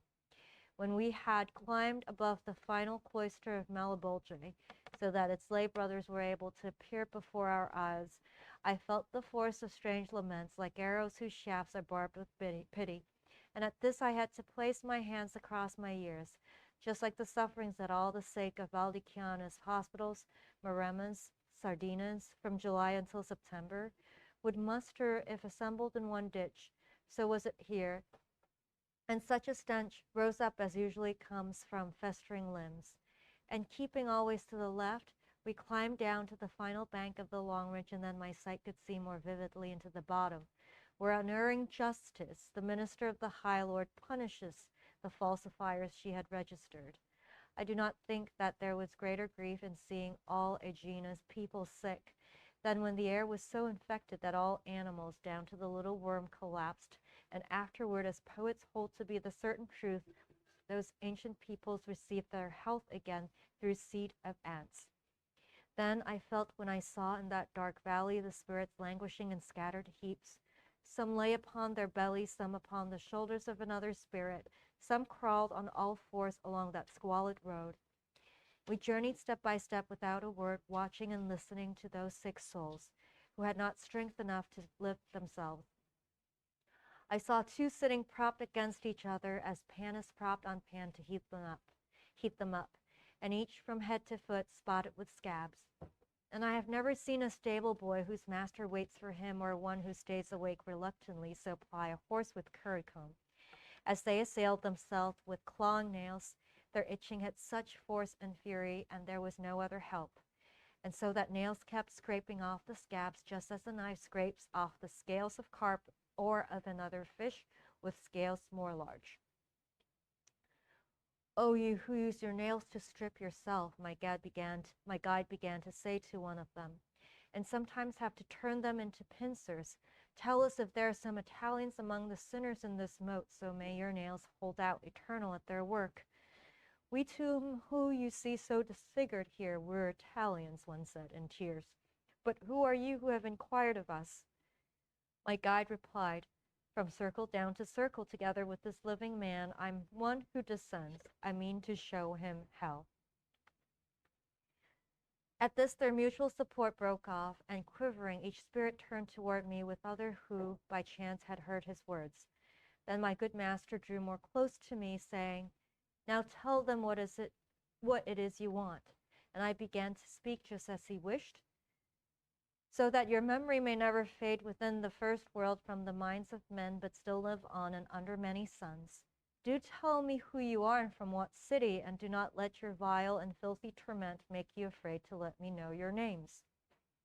One answered me, "My city was Arezzo, and Albero Siena had me burned, but what I died for does not bring me here.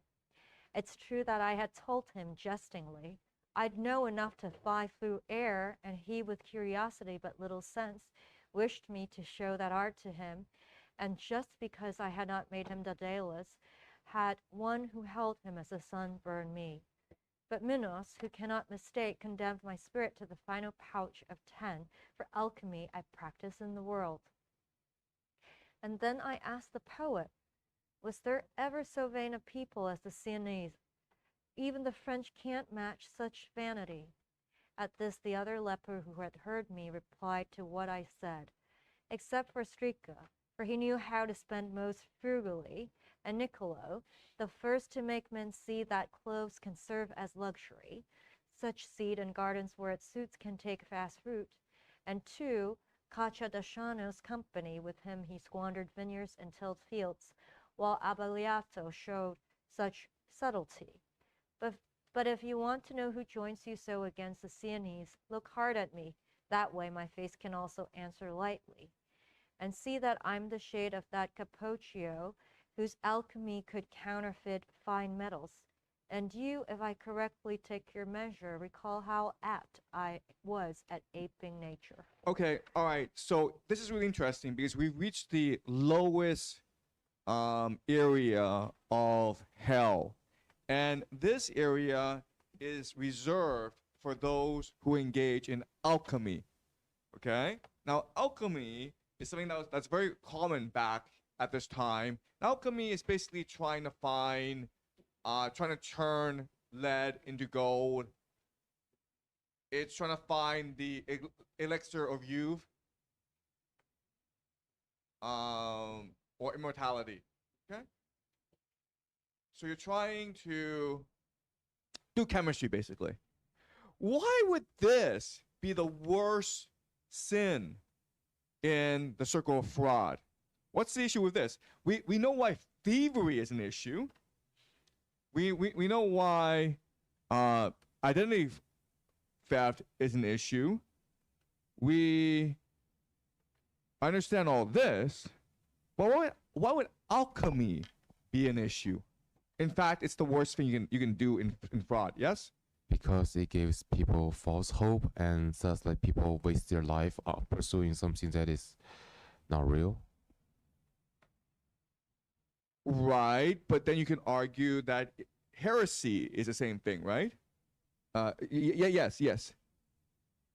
So is it because of like these alchemists, they actually feed some of like what you want. For example, they feed your greed. They feed like this your want of, for example, love or immortality. Right, but all people who commit fraud do that, right? Why are they the worst of all these fraudsters? Did you It's like you're trying to change the whole fabric of the world. Yes. You're trying to bend everything for your wants and desires. Yes, you're trying to change the laws of God. Okay? It's not that you're not going to succeed, but the fact that you're trying, the fact that people are helping you try, that's a problem. Okay? It's a bad example. Okay? So before we were discussing society, right? The laws of society and how people warp society with fraud. But now with alchemy, you're trying to warp nature with fraud. Okay? And that's even worse. Okay, does that make sense? Right? Yes? This is a bit of a weird question, but I thought of some parallels. But would you say, like, for example, today, the striving and working towards AI is kind of like old alchemy because we're trying to change the fabric of everything? It's AI is alchemy, guys. Yes, you're exactly right. Okay. Yes. How about nuclear energy? It is alchemy. It is alchemy. It is complete alchemy. Yes, that's right. Yes. How about moon landing? It's also considered as alchemy. What do you think? Excuse me? Moon landing. Moon landing. Moon landing. It's not alchemy, but you're also going against the laws of nature, right? It's like Ulysses falling off the edge of the earth, right? It's like, why are you going to the moon, guys? Like why? There are poor people back here, okay? There's lots of problems here. Solve the problems first before you go to the moon. Okay, so it's not alchemy, but it's still problematic. Okay, but AI is 100% alchemy. Nuclear energy is also problematic. Okay, it's also alchemy. Okay. Yes. But what if that's like AI who can give people a job, give people hope, or even a love? Is it still the economy? It's a huge problem. Yes. Right. Yeah. Yes. Did you? A few decades ago, they would have said the internet is alchemy, but the internet has brought, you know, education, like this YouTube live stream, to millions of people, and it's also improved jobs. So is that, like, would you also say the internet is alchemy? The internet is not alchemy. But then AI is alchemy. Right. Okay. So can you try to explain the difference between AI and the internet? Like the internet facilitates normal worldly ideas to spread, but AI is from nothing creating. What does AI stand for? That's alchemy, guys. Creating intelligence artificially, right? Turning lead into gold. Artificial intelligence. Yes. I guess. I mean, just taking the thesis of this whole course is to assume that this is divinity, right? I guess one of the things that I can see here is a warning about manipulating nature, manipulating reality. The nature of reality itself is that the risks that these things come with are unimaginable. It is potentially the worst. Yeah. So the problem with our world today is like we don't think there are moral laws at work, right? We are in a post-truth world, right? We are beyond God. We can be our own God. Yes? Maybe similar to artificial intelligence is artificial insemination or genetic manipulation in order to create the perfect. That is correct. Yes. Perfect offspring. Yes. And numerous offspring. Yes, you're absolutely correct. It is alchemy. That is alchemy. Yes.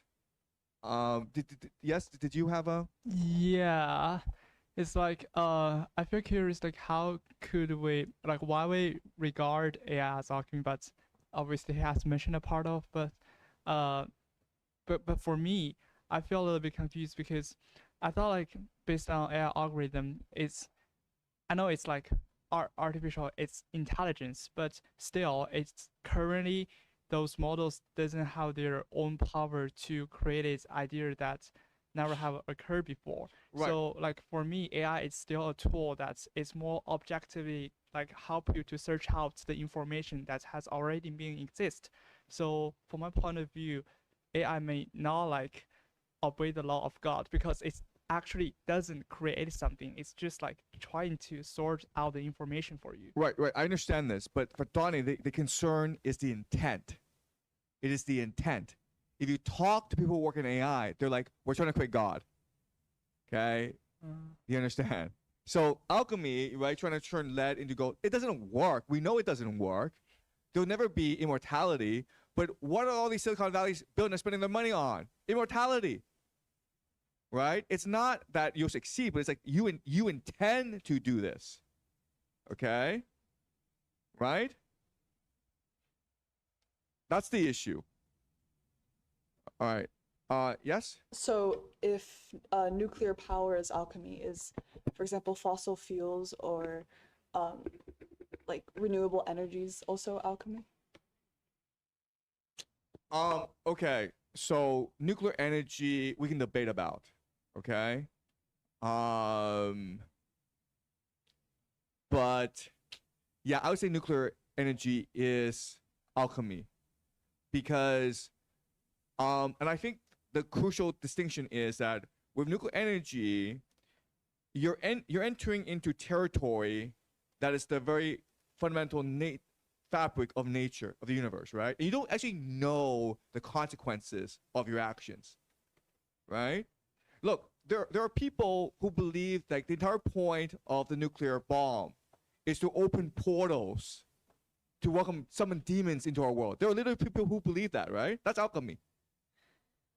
Okay, so the point isn't nuclear weapons are not meant to be a weapon. They're meant to be a portal to summon interdimensional aliens or demons into our world. Okay. Yeah. So it's a question of intent. Yes. Yeah. With this intention, then I wonder, alchemy is turning lead to gold, which is impossible by the laws of chemistry and God. The splitting of the atom is possible. We've done it. So I wonder if this intention to a thing that cannot happen is alchemy, where a thing that can't happen is no different than me taking medicine for a sickness. God put that sickness in my body. God gave me the ability to cure the sickness. The intention is there on both of them. One is within the realm of the fabric of the universe, and one is clearly not. Right. Okay. So that's a really interesting comment. Okay. And so how would Donnie respond to this? Well, you have the intention, but you're not going to succeed. So who cares? How would Donnie respond to that? You would say, if there's a will, there's a way. You understand? So we think we cannot turn lead into gold, but we actually have succeeded in doing so. Because now we have the idea of money, right? What is money? Money is alchemy. Because what I've done is I've taken a piece of paper, right?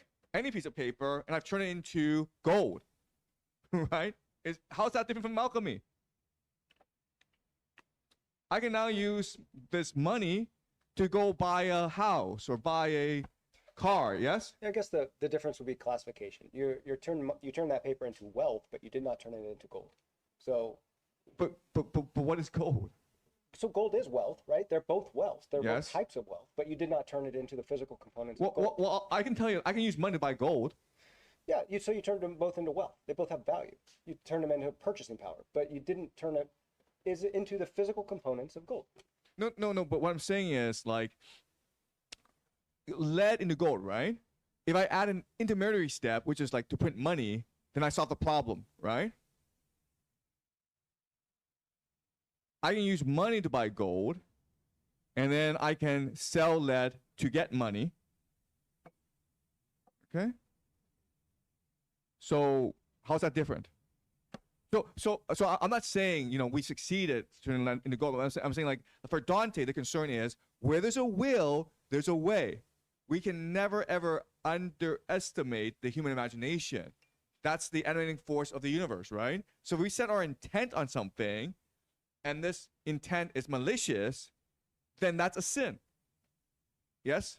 Yeah, I also agree with the fact that if you have a will to distort the order that God has set up to be, then that's the ultimate sin. Just like the Tower of Babel, where there's a will, there's a way. So people are building the Tower of Babel to reach heaven and be like, we can reach God, we can Yes. let God. Basically, it's like the first landing of the moon, like people trying the impossible, you know, Yes. going to outer space. And God was like, no, you guys are not gonna do that. We're giving you languages, so you guys are messed up, so you can't do that. But that the messages is that if people so will continue, they probably can, because there's a will, you know, there's a way. And so that's why God had to send us different languages to stop, you know, people working towards that goal. So I think it's the same scene that's repeated here. It's like, if there's a way, a will, there's a way. So if there's a will to replace God, right, and distort his order that he has established in the natural laws, you know, then it's an abomination.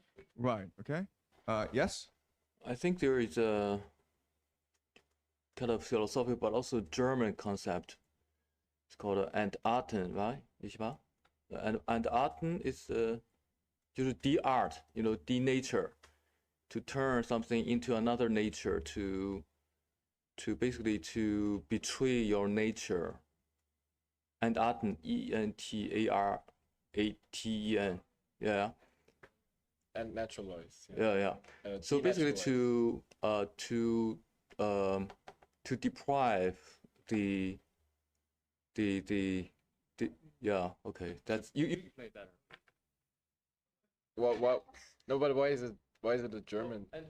Basically is chemistry, because it's basically try to deprive the human being or the, you know, godly kingdom of its original purpose. Why is it just a German thing? Alchemy is a purpose, you know, the intent is to you know, take over the kingdom of God, you know, or whatever, the humanity, and to replace it with your own personal you know, will. And that, I think, is goes beyond the nature of, you know, the rules of nature, and then that's you know, crime against humanity. Right, and we can also appreciate that these alchemists are sinful, because even though they're not successful, they're still make people believe that it's possible to change the rules of nature, which leads to hubris, which leads to a lot of like really bad behavior. Okay, all right, okay. So does that make sense, guys? All right, let's continue. But thank you so much for that. Okay, it's a really interesting idea, and we'll come back to it later on, because we live in an age of AI, and what I want to do as we move on is try to use Dante to better understand the most pressing issues of our time, including AI. Okay? All right, so this is Inferno 30. Canto 30. When Juno was incensed with Semele and thus against the Theban family had shown her fury time and time again, then Athamas was driven so insane that, seeing both his wife and their 2 sons, as she bore one upon each arm, he cried, "Let's spread the nets to take the lioness, together with her cubs along the pass." And he stretched out his talons, pitiless, and snatched the son who bore the name Laerchus, whirled him around and dashed him on a rock. She, with her other burden, drowned herself. And after fortune turned against the pride of Troy, who had dared all, so that the king, together with his kingdom, was destroyed, then Hecuba was wretched, sad, a captive, and after she had seen Polixena dead in misery, had recognized her Polydorus lying on the shore, she barked out of her senses like a dog. Her agony had so deformed her mind. But neither Fury, Theban, Trojan ever was seen to be so cruel against another, in rending beasts and even human limbs, as were 2 shades I saw, both pale, naked, who, biting, ran berserk in just the way a hog does when it lets loose from its sty. The one came at Capocchio, and sank his tusks into his neck, so that by dragging he made the hard ground scrape against his belly. And he who stayed behind the Aretini trembled and said, "That phantom's Gianni sneaky, and he does raging, rending others so." He goes raging, rending others so. And, oh, I said to him, "So may the other not sink its teeth in you. Please tell me who it is before it hurries off from here." And he to me, that is the ancient soul of the indecent mirror, she who loved her father past the limits of just love. She came to sin with him by falsely taking another shape upon herself, just as the other phantom who goes there had done, that he might gain the lady of the herd, when he disguised himself as Buoso Donati, making a will as if most properly. And when the pair of raging ones had passed, those two on whom my eyes were fixed, I turned around to see the rest of the ill-born. I saw one who'd been fashioned like a lute, if he had only had his groin cut off from that part of his body where it forks. The heavy dropsy which so disproportions the limbs with unassimilated humors that there's no match between the face and belly, had made him part his lips like a consumptive, who will, because of thirst, let one lip drop down to his chin and lift the other up. "Oh, you exempt from every punishment in this grim world, and I do not know why," he said to us. "Look now, and pay attention to this, the misery of Master Adam, alive. I had enough of all I wanted, alas, I now long for one drop of water. The rivulets that fall into the Arno down from the green hills of the Casentino, with channels cool and moist, are constantly before me. I'm racked by memory. The image of their flow parches me more than the disease that robs my face of flesh. The rigid justice that would torment me uses as most appropriate the place where I had sinned to draw swift sighs from me. There's Romina. There I counterfeited the currency that bears the Baptist seal. For this I left my body burned above. But could I see the miserable souls of Guido, Alessandro, or their brother? I'd not give up the sight for Fontebranda, and one of them is in this moat already. If what the angry shades report is true, what use is that to me whose limbs are tied? Were I so light that in 100 years I could advance an inch, I should already be well upon the road to search for him among the mutilated ones. Although the circuit measures some 11 miles and is at least a half-mile across. Because of them, I'm in this family. It was those three who had incited me to coin the florins with 3 carats dross. And I to him, who are those two poor sinners who give off smoke like wet hands in the winter and lie so close to you upon the right? I found them here, he answered, when I reined down to this rocky slope. They've not stirred since and will not move, I think, eternally. One is the lying woman who blamed Joseph, the other lying Sinon, Greek from Troy. Because of raging fever they reek so, and one of them who seemed to take offense, perhaps at being named so squalidly, struck with his fist at Adam's rigid belly. It sounded as if it had been a drum, and Master Adam struck him in the face, using his arm which did not seem less hard, saying to him, "Although I cannot move my limbs because they're too heavy, I still have an arm that's free to serve that need." And he replied, "But when you went to burning, your arm was not as quick as it was now, though when you coined it was as quick and more." To which the dropsied one, "Here you speak true, but you were not so true a witness there, when you were asked to tell the truth at Troy." "If I spoke false, you falsified the coin," said Sinon. "I'm here for just one crime, but you've committed more than any demon." "Do not forget the horse, you perjurer," replied the one who had the bloated belly. "May you be plagued because the whole world knows this."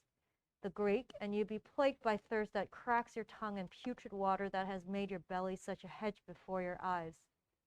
And then the coiner, "So as usual your mouth, because of racking fever, gapes. For if I thirst and if my humerus bloats me, you have both dryness and a head that aches. Few words would be sufficient invitation to have you lick the mirror of Narcissus." I was intent on listening to them when this was what my master said. "If you insist on looking more, I'll quarrel with you." And when I heard him speak so angrily, I turned around to him with shame so great that it still stirs within my memory. Even as one who dreams that he is harmed and dreaming, wishes he were dreaming, thus desiring that which is as if it were not, so I became within my speechlessness. I wanted to excuse myself, and did excuse myself, although I knew it not. "Less shame would wash away a greater fault than was your fault," my master said to me. "Therefore release yourself from all remorse, and see that I am always at your side, should it so happen once again that fortune brings you where men would quarrel in this fashion. To want to hear such bickering is base." Okay. All right. So this is a very complicated canto. Okay. There are lots of individuals, and there's a lot going on. Okay. So in this last area of the circle of fraud, there are lots of people who are condemned here. Okay. They are, of course, the alchemists. Then you have imposters, people who steal people's identity. Then you have counterfeiters. And so, first of all, what do we have? Actually, you know what, Carol, could you do me a favor and Google this? Like, who's actually in Canto 30? So I want to make sure I'm correct here, okay? I want to make sure, because this is a very confusing canto, and there are lots of different individuals, okay? So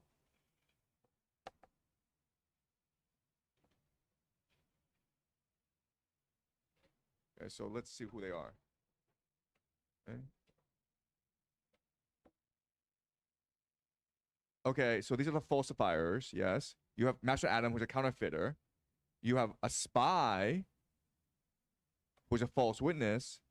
You have Gianna Setzi, who is a imposter. And you have Mera, okay? And so the two people who have an argument are Sinon and Master Adam, right? Master Adam is a counterfeiter, and Sinon is a Greek spy who convinced the Trojans to take in the Trojan horse. They're having an argument about who is worse. Gianni Secchi, he is a imposter who disguised himself as a dead person. Okay, so first of all, what's the connection among all these people, the falsifiers? It's a very confusing section. You have a counterfeiter, you have a spy, you have an imposter, you have Myra, who disguised herself to commit incest for her own father. Oh, what's going on here?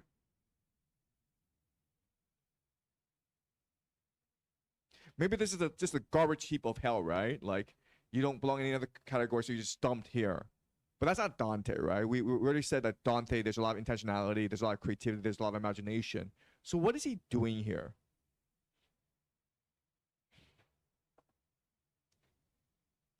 All right, so let's look at certain things that happens, okay? So the alchemists, who suffers from leprosy, okay? Their punishment is leprosy. Gianni, the imposter, he sinks his teeth into the leper. What does this signify, do you think? And again, it's all speculation, guys. We don't know, okay? We don't actually know what the allegorical meaning is. We're just speculating here, okay? But there's this violent scene where the imposter, Gianni, he sinks his teeth into the alchemist and tries to eat him.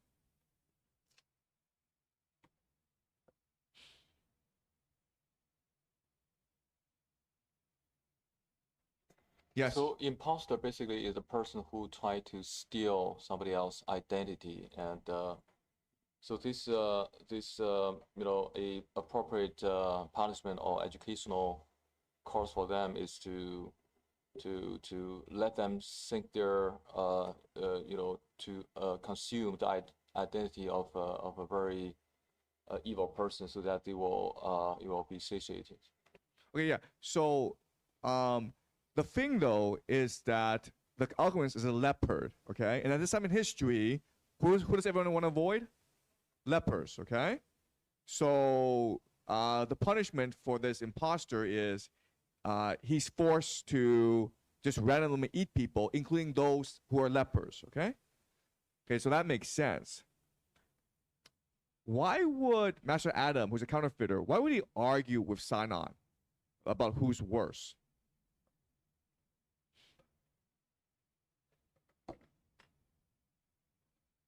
And this is actually the first time in Divine Comedy we see an argument between two souls, right? These two sinners. And they're arguing about, like, who's worse, right? Well, I mean, like technically, they're all equally bad, right? Because they're in the same area of hell. So what are they arguing about?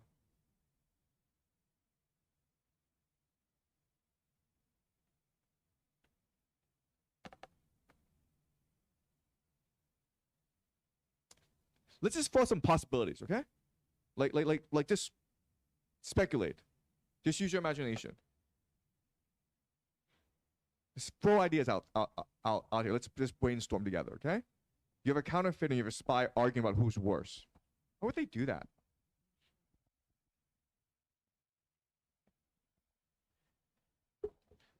Yes. Because each of them feel like the other one shouldn't be at the same level where they are. You know, they're like every one of them feel like they're superiors or like they're condemned least like lesser sin than the others. Yeah. So they're different, right? And they're trying to figure out like why they're together, and they're kind of pissed that they're together. Yes. Like the alchemists, they both changed the nature of reality. So Master Adam, he basically changed, he changed money basically, right? Or like he made fake money, so he changed the nature of money. Yes. And Sinon changed, I mean, he basically, made the Trojans believe that it's a horse that is a present, right, for the Trojans, even though it basically destroyed Troy. So he changed also their nature of reality. Yeah, so the similarity is that both are changing the perception of reality, right? Both are manipulating the perception of reality. They're not alchemists who are manipulating reality itself, but they are changing people's perception of reality, right? One by creating counterfeit coins and taking advantage of people's reliance on money, and the other is giving false testimony or lying in order to create a different reality. Okay, so once a counterfeiter, another is basically like one of these fake news reporters, right?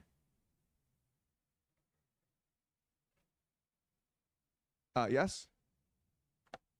I wonder if maybe the counterfeiter doesn't fit, but an impersonator is a form of theft, but it's a specific, you're stealing someone's identity, and which would be like God's creation. You're stealing something from God because God created you and your identity. Where if I stole your wallet, God didn't create that. Okay, so why are they all together? Right, these are all the falsifiers. They're all different. Yes. They all prey on people's trust. They all prey on people's trust. They take advantage of people's trust. But this is an entire circle, right? Yes? They're all manipulating a larger trust. So money is, it's not just trust between individuals, it's trust by society, right? What's the other one?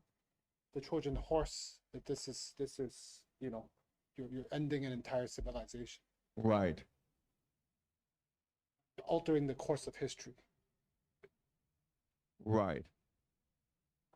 I think this could be a step more than alchemy, because instead of changing objects, you're impersonating, Mira impersonated as a different person to sleep with her father. Right. And I guess it's something that's supposedly created by God and is transformed into something that you can't trust. So you're not just manipulating objects and soulless things. You are manipulating things that supposedly have a soul. Yes. Okay. Right. Or in another word, whereas in the lesser sinners, they might be stealing things or destroying people's trust. This group of sinners, they create a false trust. Yes, which could be, you know, meta trust, meta thievery, so which is a higher level of thievery. Yes. Okay. Yes. For alchemy, we said that to an extent it's futile because it's to do with your will, but I'm not sure the exact history of all these people, but did they actually succeed in doing it? But how did they succeed? What allowed them to succeed in a way that alchemists could not succeed? Alchemists want to change the nature, they want to change the fabric of nature, right? You can't do that. That's not what we can do.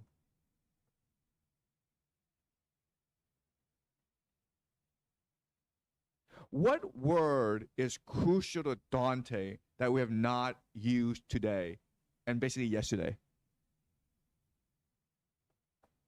Consciousness, maybe. Why consciousness is important? Because what do we do with the it's consciousness? our connection with God, consciousness, or imagination. In imagination, okay, all right. So one possibility, okay, and I'm just putting this out there for us to discuss, okay, is that what these four people have in common is hijacking the imagination. Does that make sense? Okay. So remember, in paradise, the imagination is what makes us unique. It's what makes us co-creators with God, right? It's what allows the universe to expand outwards. But you could also use your imagination for evil, right? And when you use it for evil, what happens is the universe contracts. You're limiting people's imaginative space. Does it make sense? You're hijacking the imagination for evil ends that brings evil to the world, right? And before, we always thought that imagination is a good thing. Well, it should be a good thing. It should be and you can use it to create poetry, to create society. But there are people who can hijack people's imaginations to create evil in this world, right? Does that make sense? So as a counterfeiter, what you're doing is you're hijacking people's imagination that this money is very valuable, right? As a spy, you're hijacking people's imagination that people tell the truth. The imposter hijacks people's imagination that only we can write our own wills, right? So they're all hijacking the imagination in some way, right? And if you think about it, for Dante, this would be a lot worse than trying to hijack nature. Okay?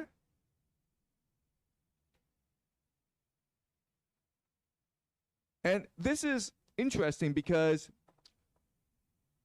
in our society, then who are like the worst people?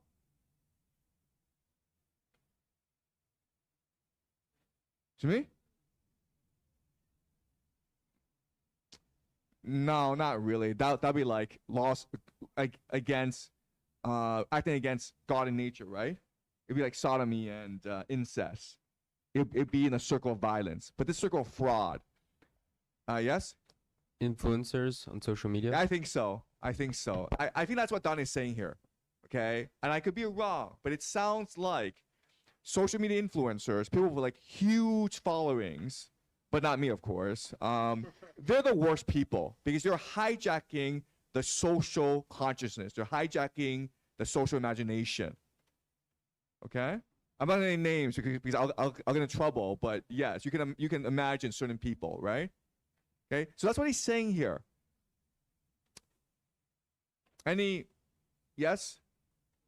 Yeah, because I have heard in America, the highest, the hierarchical crime is not killer. It's just the people who manipulate others and try to let them believe that the lie is truth. Look. I mean, like, this is hard for people in China to appreciate, but media people are really powerful in America. You know, it's not true in China. Media people in China have absolutely no power.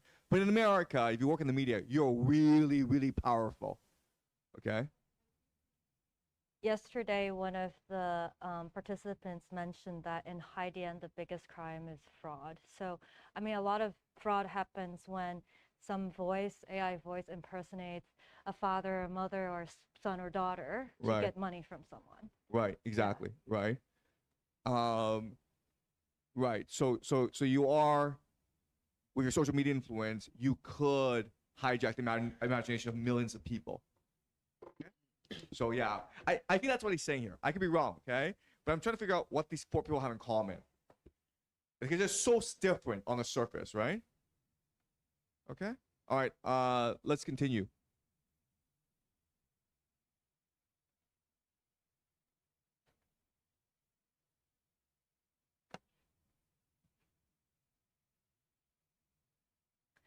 Canto 31.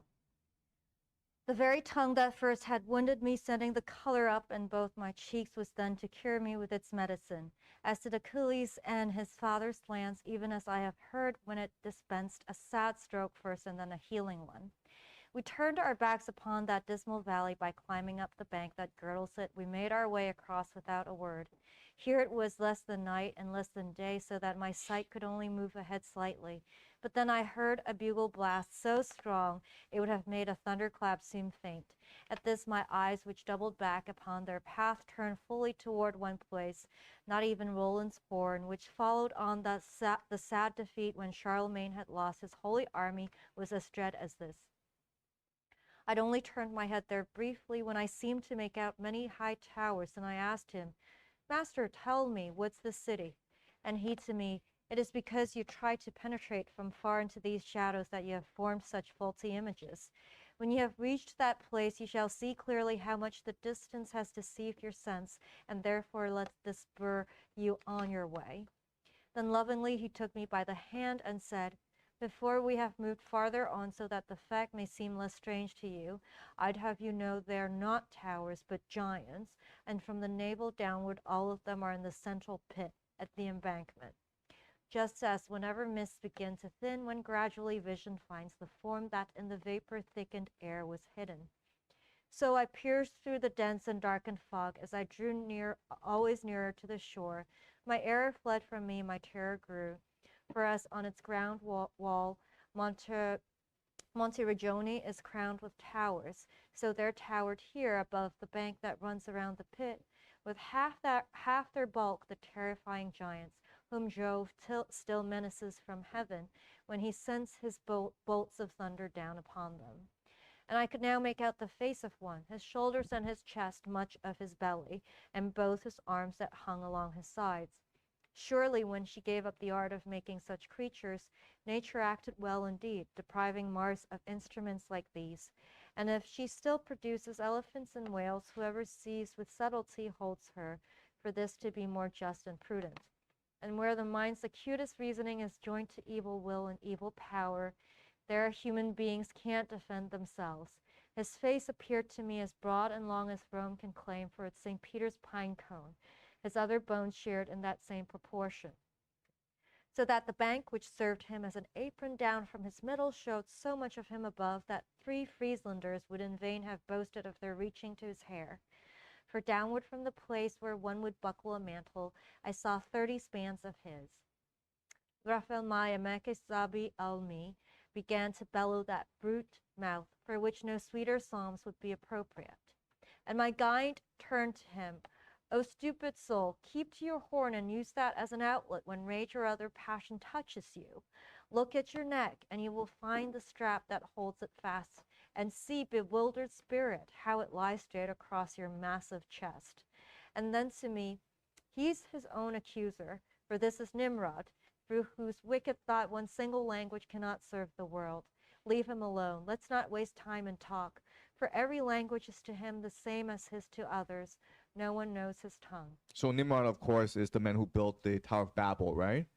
And for his crime, he now, whatever he says is gibberish, okay? He's incomprehensible. Okay, keep on going. So turning to the left, we journeyed on, and at the distance of a bow shot, found another giant, far more huge and fierce, who was the master who had tied him so. I cannot say, but his left arm was bent behind him and his right was bent in front, both pinioned by a chain that held him tight down from the neck and round the part of him that was exposed. It has been wound 5 times. This giant in his arrogance had tested his force against the force of highest Jove, my guide said, so he merits this reward. His name is Ephialtes, and he showed tremendous power, and the giants frightened the gods. The arms he moved now moved no more. And I to him, if it is possible, I'd like my eyes to have experience of the enormous one, Briareus. At which he answered, you shall see Antaeus nearby. He's unfettered and can speak. He'll take us to the bottom of all evil. The one you wish to see lies far beyond, and is bound up and just as huge as this one, and even more ferocious in his gaze. No earthquake ever was so violent when called to shake a tower so robust as Ephialtes quick to shake himself. Then I was more afraid of death than ever. That fear would have been quite enough to kill me, had I not seen how he was held by chains. And we continued on until we reached Antaeus, who, not reckoning his head, stood out above the rock wall full of 5 ells. O you who lived within the famous valley, where Scipio became the heir of glory, where Hannibal retreated with his men, who took 1,000 lions as your prey, and had you been together with your brothers in their high war, it seems some still believed the sons of earth would have become the victors. Do set us down below, where cold shuts and Cocytus, and do not disdain that task. Don't send us on to Tydeus or Typhon. This man can give you what is longed for here, therefore bend down and do not curl your lip. He still can bring you fame within the world, for he's alive and still expects long life, unless grace summon him before his time. So said my master, and in haste Antaeus stretched out his hand, whose massive grip had once been felt by Hercules, and grasped my guide. And Virgil, when he felt himself caught up, called out to me, come here so I can hold you, then made one bundle of himself and me. Just as the Garisenda seems when seen beneath the leaning side, when clouds run past and it hangs down as if about to crash, so did Antaeus seem to me as I watched him bend over me, a moment when I'd have preferred to take some other road. But gently, on the deep that swallows up both Lucifer and Judas, he placed us, nor did he, so bent over, stay there long. But like a mast above a ship, he rose. Okay, so now we are now entering the final circle of hell. One comment is that Dante creates symmetry, right? So remember, in paradise, what leads us to the Imperium are these angels, right? And now, as we enter the final circle, it's these giants that lead us the way. I just throw this out there, okay? Why giants in hell? Why angels in heaven? It's obvious for angels in heaven, but why giants in hell?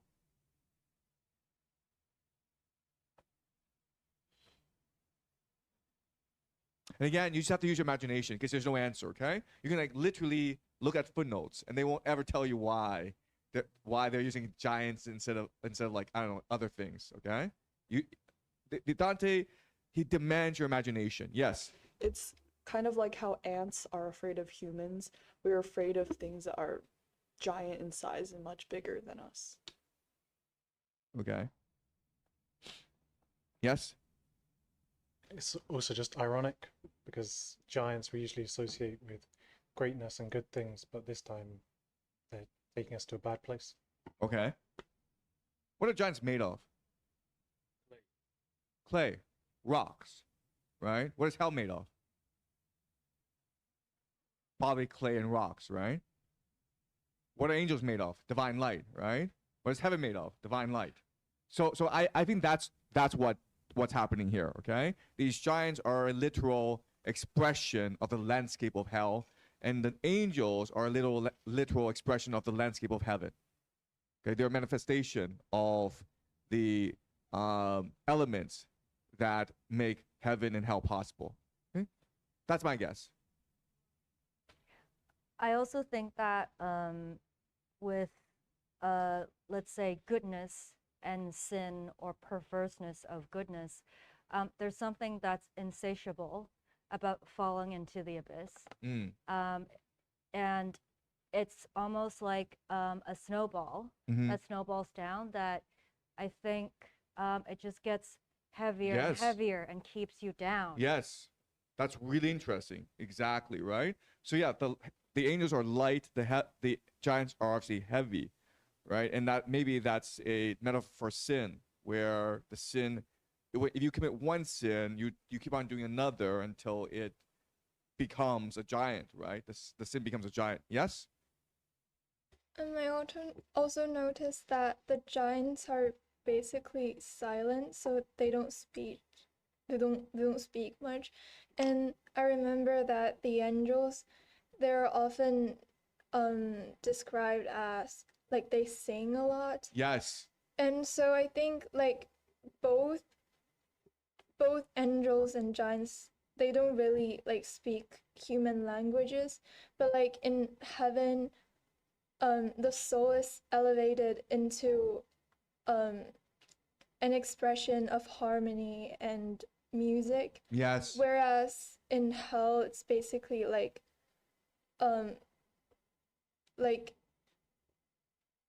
numbness and like silence. That's beautiful. Yeah, that's brilliant, actually.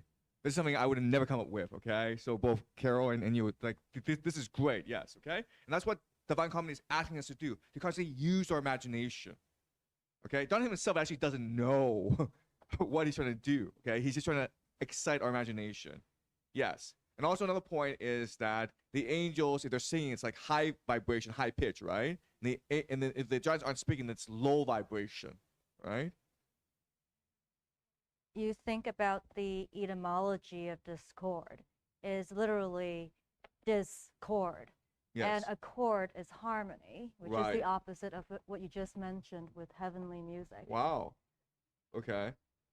Okay, this is like really interesting now. Okay, yes. Any other thoughts or comments? Okay, so again, that's why the Inferno, the Divine Comedy, it's really the world's best literature because it's constantly forcing us to imagine new possibilities. Okay, all right, so let's keep on going to 32.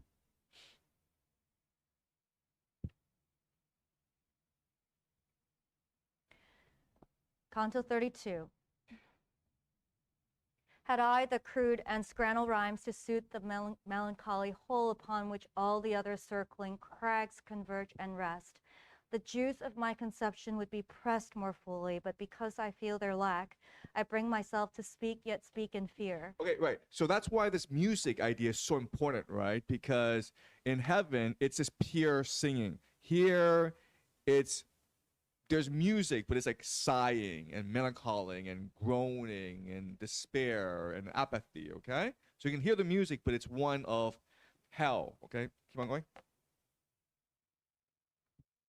For it is not a task to take in jest, to show the base of all the universe, not for a tongue that cries out, Mama, Papa.